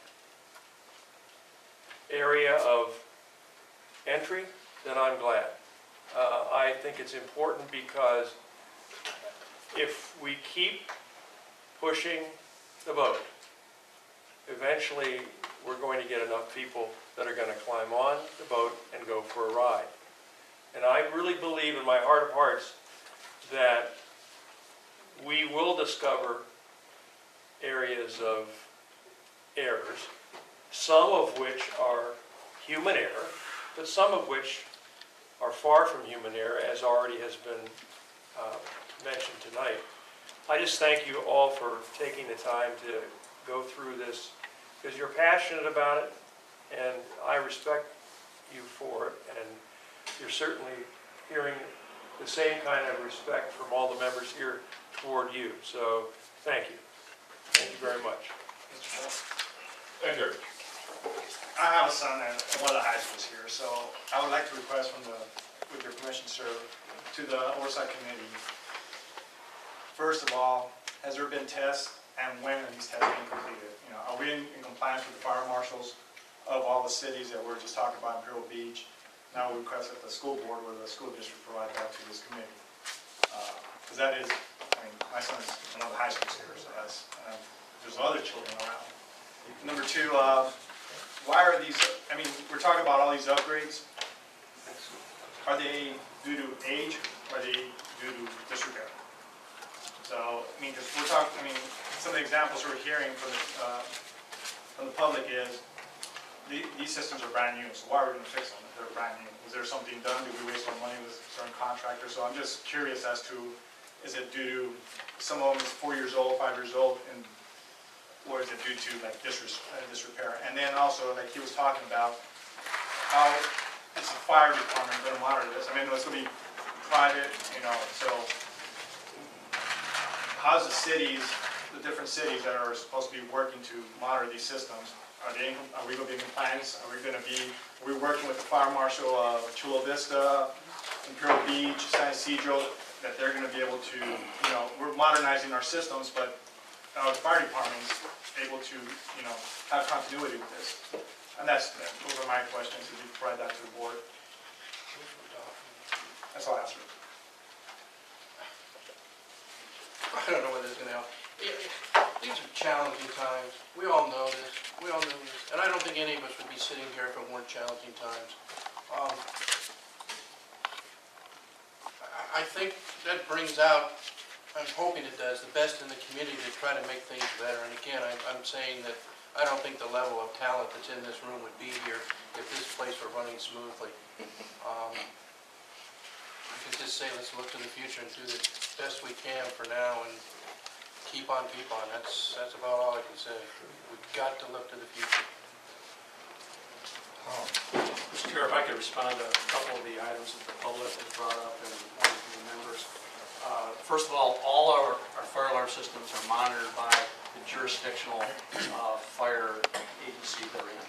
There's a hot-wired, telephone line that's dedicated on that circuit right to the fire department. It's Mar Vista High, it's Imperial Beach. If it's East Lake High, it's going Chula Vista.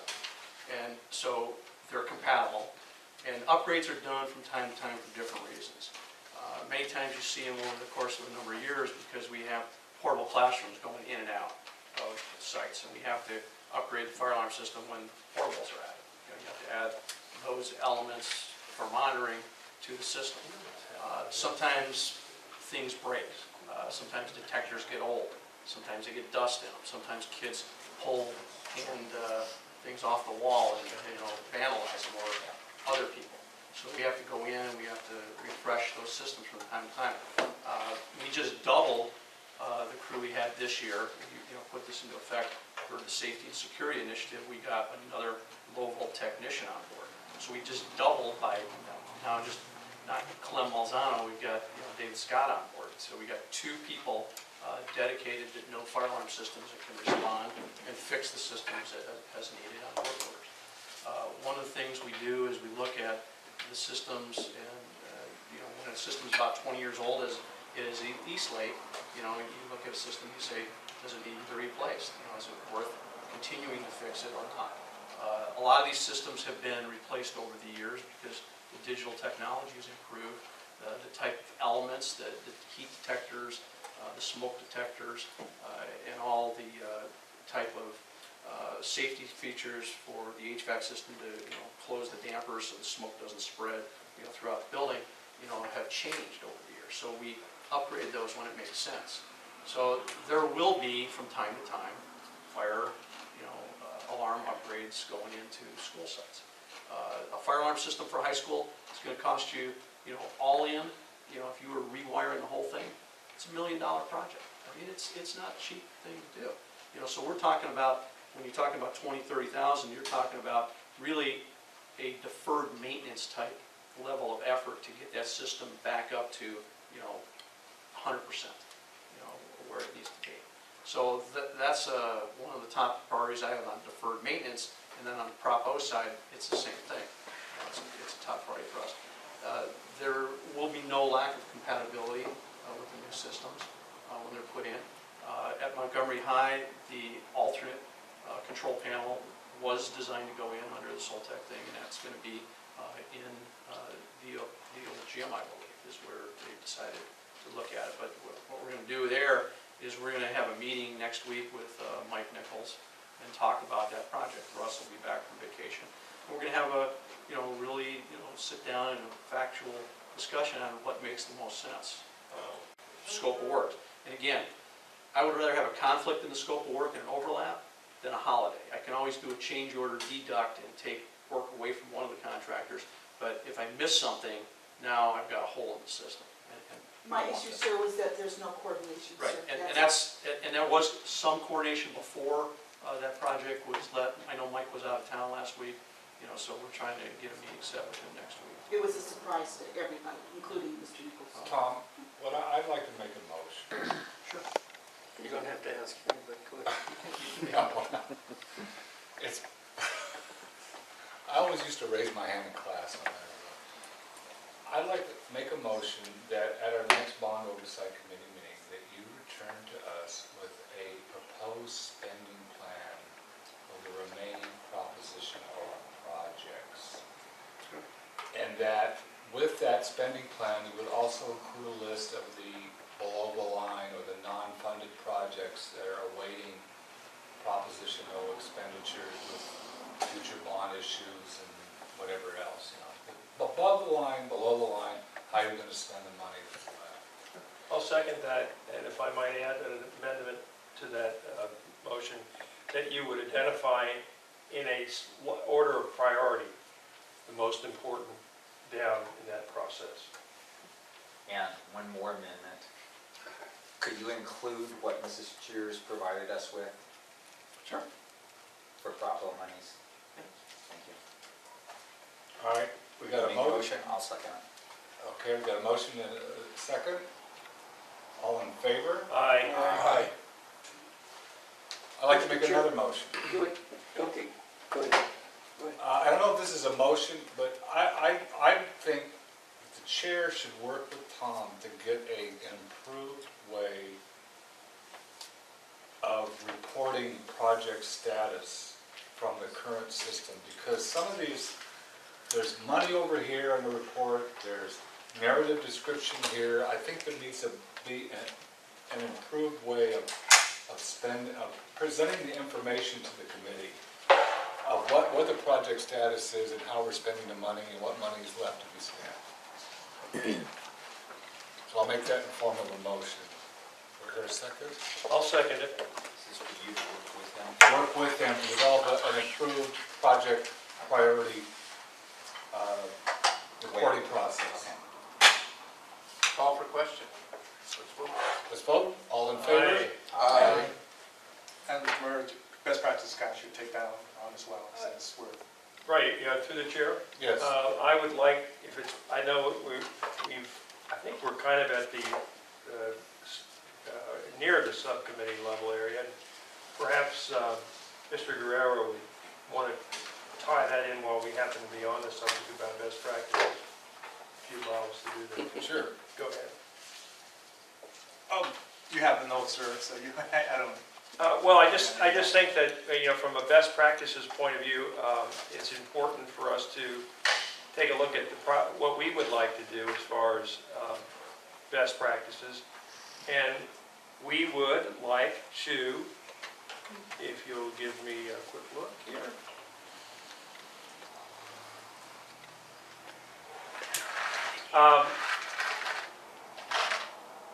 We would like to talk about developing a spreadsheet, if you would, have the district do that would talk about the different areas that you've just discussed, including but not limited to the issues of areas that we've asked for reports back to us. And it would give us an opportunity, as well as you, to make sure that those issues have been satisfied on your end. And at the same time, we get the report back through a spreadsheet every month and make sure that we can see that those have been done and we check it off. So at the end of the day, there's an accountability on both sides. That in fact, if we say we want to have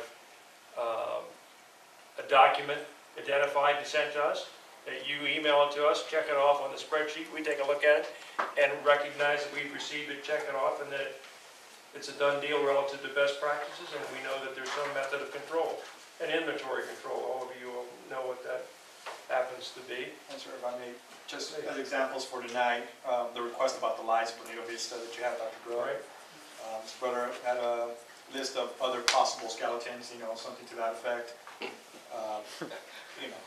Those words used, but. If I knew where the skeletons were, I'd uncover them. But, There's some doors you just haven't opened yet, and more right? surprises. We can talk. But, and like myself, asking about tests that have been done with the fire alarms. So those are And just. to add to that, we'd still like to have a letter from the board, or Dr. Brand, or both, why we don't have a grand jury transcript provided us. I mean, fine, you don't want to spend the money, tell us you don't want to spend the money. Tell us why you don't want to spend it. I mean, not just, we need to know. I mean, if you're dodging the issue, public wants to know it too, so we're representing the public. Same with the reimbursement for the CBOC chair funds. Now, it may happen next Wednesday, we don't know that. But if it doesn't happen, we want people to go on the record and tell us why it didn't happen. And then the issue of priority processes for the O bond funds, but we just talked about that, and we're going to develop through that motion. And then we'd like to see developing a spreadsheet on how these motions that we pass and pass on to you are acted upon, and then we can check to make sure that they're in the process or that they have been completed. So that there's an accountability all the way up and down the line. Mr. Chair. Tom, like a submittal log is really what we're talking about. I understand, I get the concept. Yeah, no, I know you do. I know you do. But I mean, you probably have that already formatted, so You were born you don't tonight, have to just make what? it for 'em. You were born tonight, just wasn't last night, right, Tom? Okay. Yeah, we didn't, Those are the financials. yeah, before we put a bow around the subcommittee reports, which we sort of started. Yeah, I know. But they're great points. Let's get through these financials and board items. So if I appear to be a little frazzled tonight, it's not because of the press being here, and I wish they were here to see this, because this is the good news. We did $6.75 million worth of work in July. Wow. We ramped up to the point where, we got 2 major projects moving ahead. We've got a lot of work that we did this summer that was invoiced for, that we collecting on. So that, by far, is much more work than has been done by district staff, since district staff's taken over the program a year and a half ago. So we've peaked up pretty good. And so I got to tell you, this will kind of dovetail into the program management report later, but remember that thought. So this is the summary level about what we do on a monthly basis. So drilling down, and I don't know if the audit subcommittee or the finance subcommittee, whoever's reviewing this, had a chance to review these in depth themselves, but this is the summary sheet here on the projects, overview of how much we've got total in the budget, how much we've got committed, the cost to date, and so we're about 77% done. This is a little in arrears, so we're probably close to 80 by now, because this is a snapshot at July 31st. Looking at about $50,000 savings overall. And there's that contingency, the program contingency is at about 3.4 million. We added the 414 to it last month. Chula Vista High School, in the interest of time, if you want to go through each individual one, or if you have questions, I'll just scroll down the page.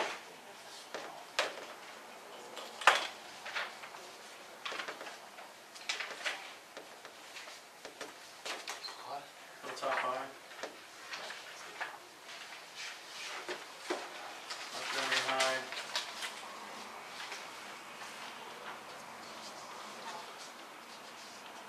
Montgomery Middle.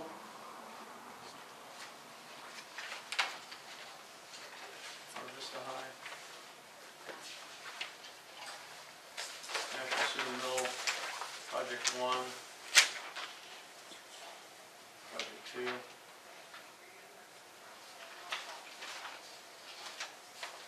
Southwest High. Southwest Middle.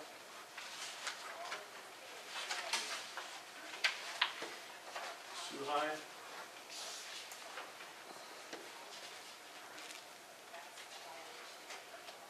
Track, Sweetwater. And then these are the small projects. You can see the fire alarms are in there. This is prologue. This isn't, the 1.5 I've got in there is what I'm tracking right now on the 3 that I awarded. I didn't give the guy a $2.6 million budget for a $1.2 million award. So he's working to a $1.5 million budget constraint as a sub-project of the overall 2.6.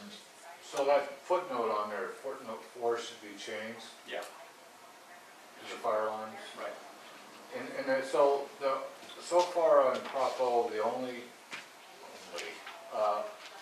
1.8 million has been spent on iPads. There'll be no further Prop O monies going to iPads. Correct. iPad 1.8, that's it. The CFO promised me that no more will be paid to iPads. The technology infrastructure, on the other hand, Absolutely. is going in to take care of that bandwidth problem. Absolutely. But again, why buy the iPads when you don't have the Well, bandwidth? Because this is I don't think they're going to predictable. be buying iPads this year. I think they're getting some kind of tablets. Well, and when, we've suggested that forever, and the superintendent calls one of Whatever works best, they a say. citizen's captain to rag on him about her speaking to his board. So, anyway, God, talk about painting the roses red. Under this section, That's unbelievable. the MAC project, will you just close it out? that number 3 footnote just makes me nervous as hell. Right. Design complete, bids came in high, and MAC is exploring additional funding options. Take that money, close that item out, put it into your fire alarms, Well, I'll put in contingency and then it can be used for fire. and then come back later for something with MAC. Otherwise, I mean, we'll go to war over that one, I will. I understand. So use it, don't let it sit out there. I mean, MAC will fiddle around forever. And I'll fight that one like I did with the iPads. Anything else on the financials? Mr. Chair, excuse me, I have a question. Do I ask you to ask him? May I ask you? You're looking, you can ask me, then I'll ask him. Thank you. In being on Phase 2 Propo at Montgomery, the one thing that totally amazed me is this. Soltech, the contractor, is looking to, that we're building a classroom building, we're building a gym, we're doing the lunch area. Okay, where does this pipe go to? Oh, we don't know. Well, where's the plans? Oh, they're in some boxes in some room. So my question to you, Mr. Chair, is this. All of this work that is now being done, 5 years from now, we get some more money and they go to do something else. Are there plans there? Because they don't know where sewer lines run, they don't know where plumbing lines run, water lines run, electrical lines run, any lines run. They can't find anything because it's in a box somewhere. Now, is that the way construction normally runs? No. We have as-bills. We have as-bills available at our vault on L Street. They just have to, I don't understand what that means, sir. It's plans. we have as-built plans, which the joke in the industry is not as-built, because especially undergrounds, you run into stuff. And like they did on the telephone line, they had the plans. They were deconflicting, and they ran into a line that wasn't shown on the plans because it was in the wrong location. Whoever ran it didn't follow the plans. But it wasn't just one line. This has been an ongoing problem. Now it's not going to be a problem because, they've dug the holes and they're out of the put the ground. stuff in there. But my question is, have we learned from our past mistakes? And are we going to...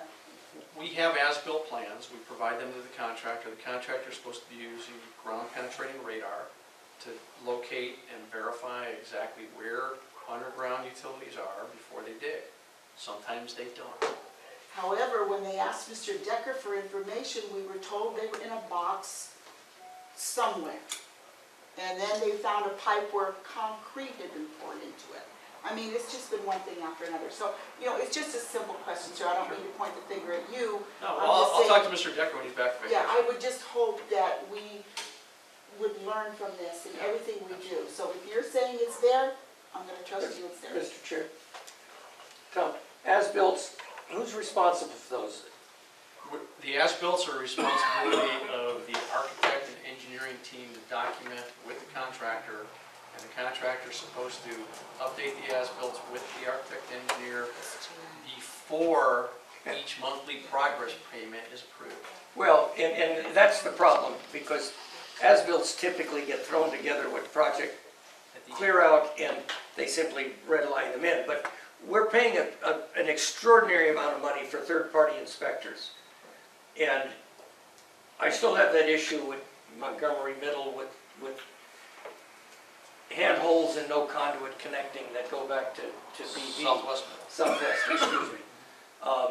And there needs, somebody is responsible for that, and we should be going after them if we still have time. It won't be hard because I don't think we moved on their bond, but it seems to me that the third-party inspector should have some responsibility for that as well. And maybe it's a matter of when he inspects the conduit bundles in the trench, that he then go ahead and look at the field set of plans that in fact the notations and the dimensions are done.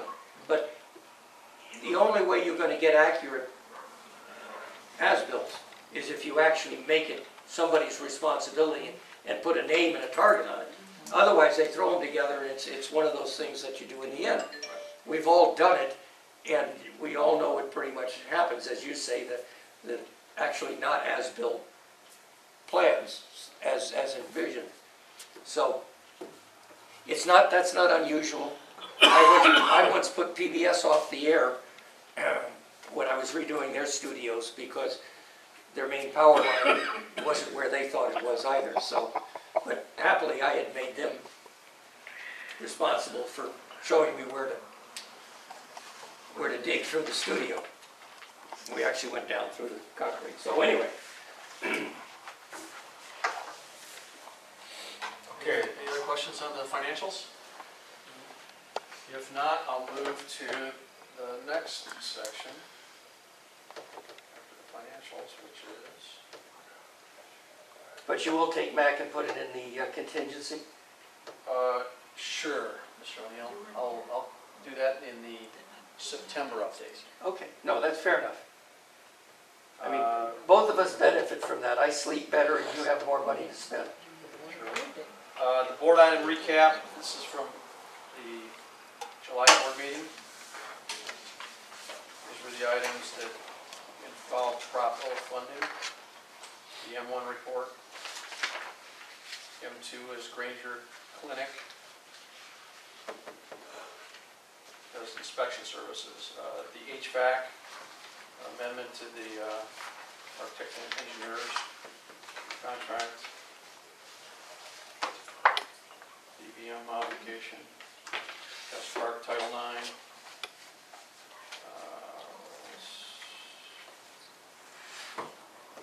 Contract amendment. Menu and more. Geotech. Track and field amendment. Casework upgrades. Montgomery Middle. Southwest Middle. Demo and parking lot. Ranger Junior High. Agreement with Somerham. And then the welding building, which was the award. Any questions on? I have a couple. M2 BVM mod project, what is that? I mean, well, I don't really care what it is. It's about $1 million renovation of the Nita Vista Middle School. But you divvy that up 25% mellow and 75% oak. Why or even how, what's the rationale for that? Well, the nexus is that 25% of the students that attend there come from the CFDs. Okay, And the CFDs were put in place fair to enough. provide housing for students. Okay, fair enough.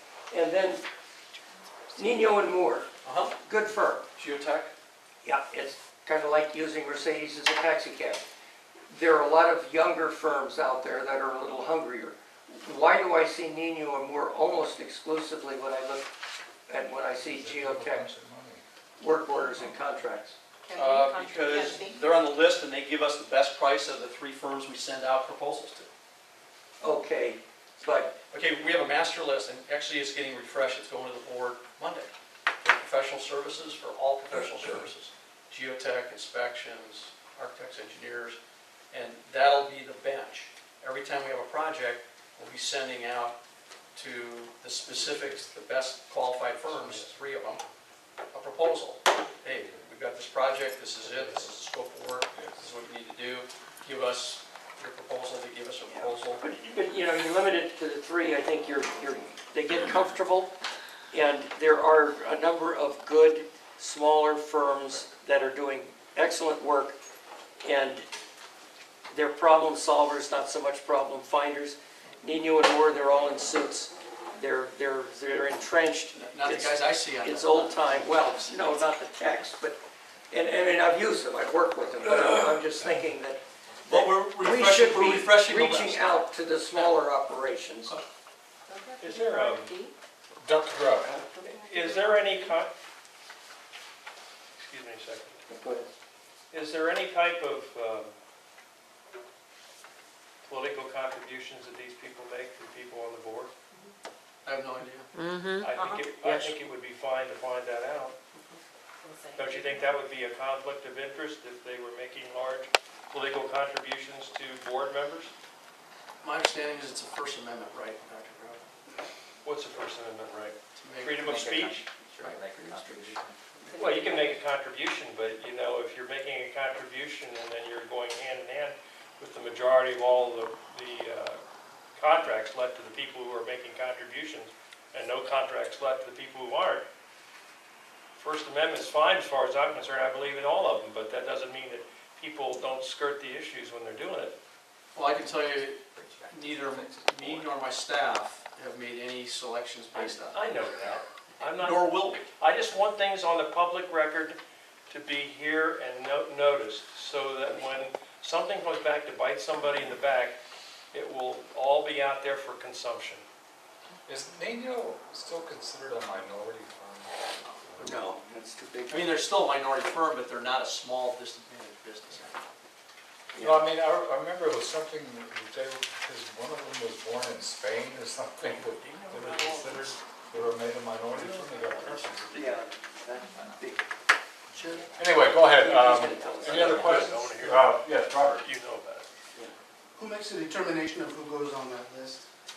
The selection panel was a group of 5 project managers and our contract manager that took RFQs, requests for qualifications, from solicitations we put out last month, and they reviewed them, they ranked them, and then there was a selection made based on the number of firms and their scores. And then it's a bench, and it establishes a group of firms in each category of work. Who's on that committee? Who is that committee? Who's that committee? It was Russ Decker, Carl Bradley, these are all my project managers. Okay, but is that an ongoing, rolling type of thing, or is it done once a year, once every 5 years? Well, this one, the last one that was done was 5 years ago. That's why we're refreshing it, because it's time to refresh it. And we can do it every couple of years or so. And why 3? No. There was 3, you said there was only 3 on the list. No, there's more than 3 on the list. We send requests for proposals for specific projects out to 3, the top ranked 3 first, and then we'll send out the next 3 to the next firm. And it's based on the project. If it's a large project, we send those out to the larger firms because they have more capability. Why do you only send out proposals to 3? Because that's why we established the bench, so we wouldn't have to go through a long RFQ process for every project that we have, because we have hundreds of projects that we run through every year. Is that standard in the business? Yes, it In the is. community, to do just 3? Yes, it is. That's a good thing. Off of an established list of more than 3, a pool, if you will. 3 bids is sort of the minimum, because you can't graph 1 or 2 bids. If you have 1 bid, you don't know high, low, or great. 2 bids don't tell you much either, but 3 bids at least give you something that you can rank. You get more than that, and it becomes unwieldy, and you're asking these people to spend a lot of money and time on a less likelihood that they're actually going to get something for it. So you need to keep them cooperating as well. And again, this is for professional services, it's not for hard construction dollars. Hard construction. Okay. Anything else on the list of projects?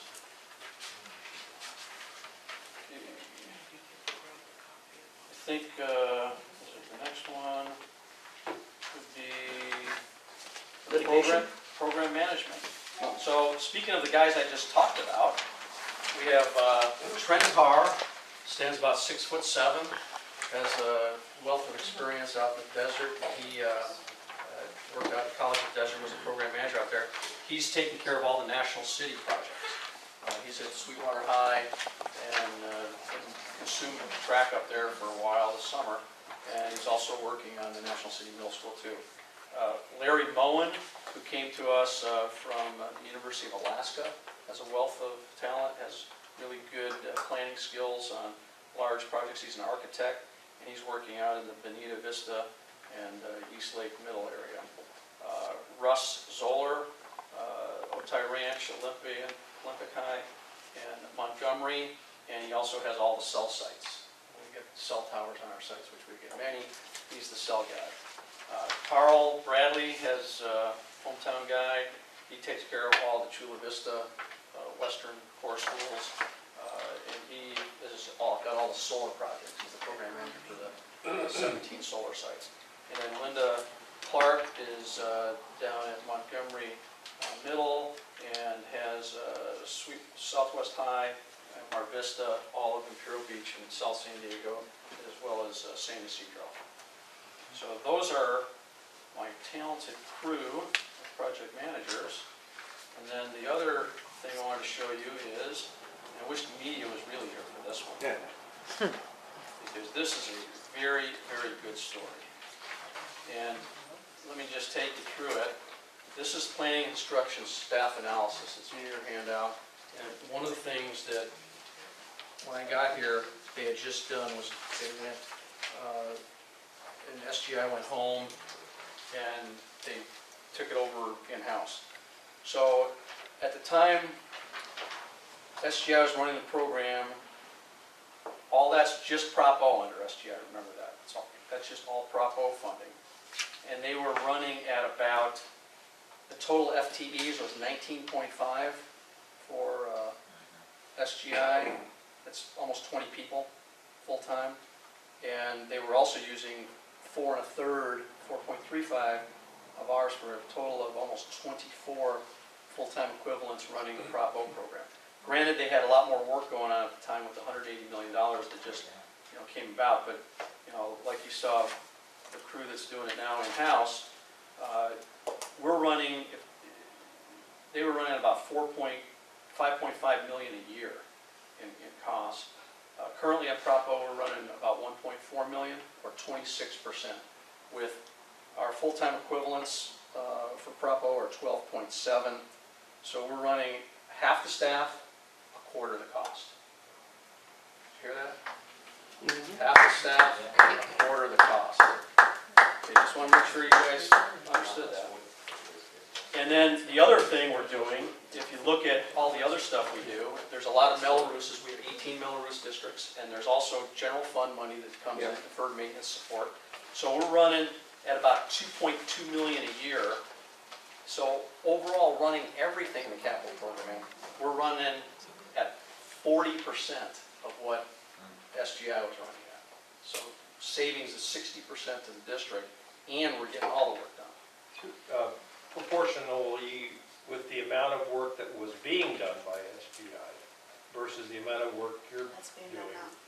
How does that equate with your? It's gone down a bit, I got to tell you, but if you saw the peak load at $6.7 million, they were probably running at about $6.5 million a month then, and we're running that now.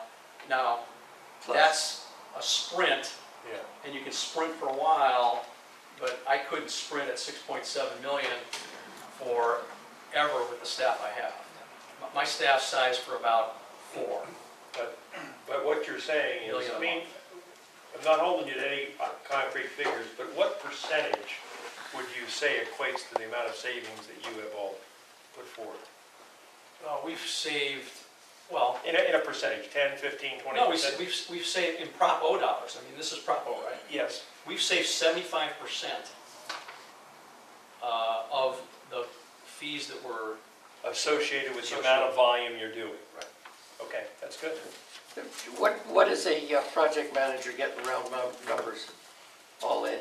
all in with benefits and everything, Yeah. 100 and a quarter. It's about 100,000 and then the benefits on top. So you're the chief facilities executive Yeah, this is my at part-time. Bottle Washer? This is my part-time job. Yeah, so 60% of your money is developed, is buses and screens and things like that. Pretty much. Yeah. Maintenance, operations, That's just the good. normal, general fund stuff. I mean, the district has done well in choosing you and coming back online.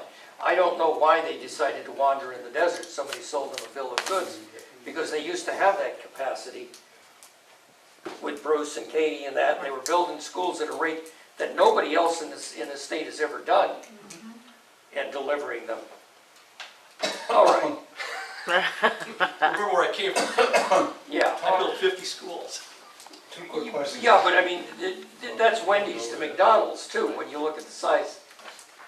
of the area served in the district, but okay. Tom, how's Paul Woods doing? Paul's doing good. He's 2 months into a surgery. He's recovering, resting well. You know, he's on, anti-rejection meds, so Sure. that affects your immune system, so Beat you up. you can't get exposed to people like us that have germs and stuff. Yeah. But I hear he's doing well, and Good. I'm looking forward for him to come back to work. Second Yeah, question, good. Second, that's fantastic. You know, I do think you need more people. And I guess it was specifically rates, you know, I'd hate to be penny wise and pound foolish. If you need a person, and maybe you don't, that's sort of like the master looking at everything, what's going on in terms of making sure there's no things fall through the cracks. It's a coordinating type person. Maybe that's what Paul Woods does. Paul's the Somebody program that manager. kind of oversees to make sure that. Sounds like he's making an application for No, the job, no, doesn't it? No, get him a I'm just personal kidding. assistant. I got the best personal assistant in the world. There you go, she's No, just giving you a hard time. no. I mean, do you need some? Mr. Revich, it's a great It's a question. I racetrack, appreciate yes. you asking me because I felt a little bit stressed, but it's the summer, and that's what happens in school districts in the summer. You run hard. You get a lot of projects done, and it's, double whammy for us because Paul's back. And, Paul is a great program manager. And so, he sees the program very clearly and understands it, and day in, day out, where, again, I've been putting a lot more time in, probably more than that 30% we show for the last couple of months since Paul's been out, but, if that's the allocation we made, that's a fair one, and I'll continue to, run hard until Paul gets back. I like, Where you draw. I've liked what you've done bringing these people in-house. I think that's good. The concern, I don't want to say concern, that's a poor choice of words. I would hope very much that the team you build around you is the team that you want, that it's not being dictated to you. And I think that's a key element in the effective functioning of this community. Well, the surprising thing, Bob, is when I came back, guess what? Who was here? Linda Clark, who I hired over at San Diego City Schools back in '99 before I left there. So she ended up being over here. So, she's definitely a good asset. Russ is a great asset. Trent, all these guys, they're high-quality project managers. I mean, I would put them up against anybody that a URS or anybody could put up, and at half the price. Because those guys are charging, those people aren't getting paid that much, but the company with the overhead and their multipliers and everything charges that much. Okay. Legal costs? Say the clock. Okay, the legal costs, I gave you a synopsis. We can do a drill down. I saw Terry's comments, and just remember, in the far right is the grand total, it's cumulative. So as the program starts out in 07, 08, it's low, and it's low for a while until, guess what, lawsuits start happening after construction begins or doesn't begin.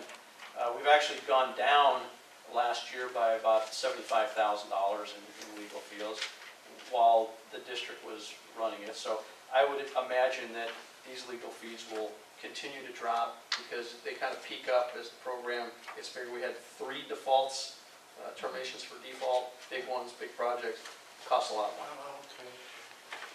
Who's the firms? They're spread around a bunch of different firms. There used to be one firm that did all the district's work, but I think in the last couple of years it's been spread around by 3 firms. Atkinson Annelson, Bowie does some work, John Boots' firm does work here. There's about 3 or 4 of them. These specifically that are to addressing the issues of failure to deliver product, so to speak. Yeah, and latent defects. I mean, we've got a couple now that we're looking at projects that were latent defects with roof problems that popped up. Is this pretty typical legal costs in your experience? Well, if you talk about, this is $500,000 over, what's that, 7 years worth up there? Really, 5 years of work. And you're talking about a program that's over $300 million. Yeah, it's not very much. It's not bad. It's usually will run you less than you know, 1/4%, you Yep, know, okay. 1/10 of a percent or so. And we're at about maybe 20%, or 2/10 of a percent. Yeah, yeah. Okay. All right. But it has increased. It's actually gone down last year, Ms. Lopez. It went down $75,000 last year. When we took over the management of it last year in the 2012, 2013 year that just closed, So you paid, we paid $199. That's cumulative. oh, I was looking at here. No, that's the cumulative. That's just the cumulative, we paid it in the entire program. Okay, Thank you. now we're on to subcommittee. Annual report, I'll report on that real quickly. David and I talked briefly. It was agreed that I would do a skeleton draft with input from Tom's shop in terms of project status. And we'll get you that probably in a couple of weeks. And we would emphasize the positive things, like particularly the staffing cost savings. Make sure we hit on the very good things that happened under your watch, and then some of the issues that we've had with the district would also be reported. So that's it on the annual report. Just one addition to best practices. Yeah. Yeah, just one thing for best practices. Again, the committee will run everything by the general CBOG, and then we'll send you a copy of what we think we would like reports back from next time that we meet. Give you plenty of advance notice to kind of make sure that we start having accountability on us, make sure we address these issues and don't forget them, and back to you as well. Thank you for the cooperation, appreciate it. Finance, not much to report in there, or audit. We do have a performance audit eventually coming up, when we can talk about maybe next time. Yeah, I want to talk about a couple things. Basically, the performance audit, and somebody from the bond oversight committee being on the selection panel working with Dr. Alt. I think they put that out through the finance division. And then the other one for us is the long-range facilities master plan. I'd like to have someone sit on the selection panel there. We may or may not do interviews, depends on how good of proposals we get. If there's, but on the screening committee, I'd like to have somebody from the bond oversight committee on the screening committee. And then if we choose to do interviews, I'd like to have someone from the bond oversight committee on selection panel. Mr. Chair, your long-range planning, is that going to be paid with Propo money? Yes, it's been in the budget. What was that? It's been in the budget. 100%? Yeah, I mean, that's what it's for. Yeah. It's for updating. We've got, $464 million left to spend. Well, all right, I mean, you're talking about long-range planning for Prop O and not long-range planning for the district facilities. Correct. Okay, thank you. Yeah, So next I'm meeting, thinking- we can talk about filling the, who we want, maybe. I might just mention, Mr. Chair, through the chair, and I think I mentioned it before, but just for the audience that wasn't here, I thought that the process of filling these last two people on the CBOG committee was just really well handled by the personnel department, the HR department. I've talked to all of them individually, but again, I want you to pass that word on to them and to the school board. They just did a tremendous job. We interviewed a lot of different people. They all came up with some really good interview statuses, but I think we're very pleased to have these two individuals who did very well in the interview be here with us, and thank the head of HR for... Ms. Weso. Yeah, she did a splendid job. Good. What was Bernardo, was he at large? Aaron's representative. Parent of a student. Parent of a student, but not Not active in the, necessarily. not active in the PTA. Yeah, and I just signed a letter to go out to the various schools about Okay. getting a parent representative. Will we get that published in the Star News and San Diego Union like the other? Southwestern has done it for their positions. I mean, there's a duty to go out and do it. We'll do a press release. No, I don't care, get it as free ink, it's okay, just so long as we get it out there. And we get the more people that see it. I'll talk to Manny about doing a press release. Yeah, because that's one of the organic positions. Well, that's a good idea with the press release thing. All right. You know, just, I think for the next meeting, maybe, you know, the two new members have got a little flavor about what we are doing. I think we need to think about maybe next meeting, because they could also think about what committees now, maybe they get a little better understanding of what each committee does, of redoing our committees to reflect our current membership. Make that an agenda item for the next meeting. Put that on your list of. Yeah, it's on, always on, under subcommittee formation / membership. Just remind me every Monday when we talk, Okay. we'll talk about it. It's there so that you guys can make adjustments as needed. Good. Okay. Moving on. We talked about legal costs. Anybody got anything to report? That we want to hear about? Good. No, next, site tours. Actually, David and I talked about this again briefly. Maybe getting a meeting of going, maybe talk about having another look-see at a school. Do you want to have the meeting in the library at Montgomery Middle School? The one that just opens? That'd be a good idea. Yeah, next meeting. Yeah, that'd be good. Yeah, that'd work. I like that. When is it? September 11th. Yeah. 9/11. Del Mar's closed, no problems.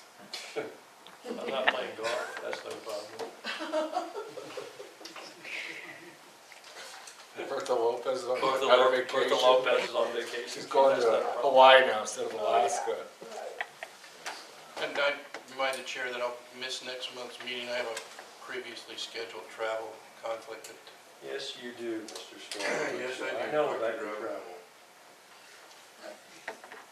We'll volunteer you for a committee that involves a I'd be more than willing to accept that. You could Whatever have your committee satellite phone with you, we could talk. Where's he going? All right, let's get the hell out of here. Let's, I make a retreat, motion. oh, we Second talked that. about a retreat. Is there still an interest in having a retreat at some point? Move to adjourn. Not now, think about it. Yeah. We'll think about it, all right. Maybe when you get your final member? Yeah. Yeah, there you go. Well, if we don't lose one as we're getting one. Move to adjourn. Move to adjourn, all in Second. favor? Aye. Aye.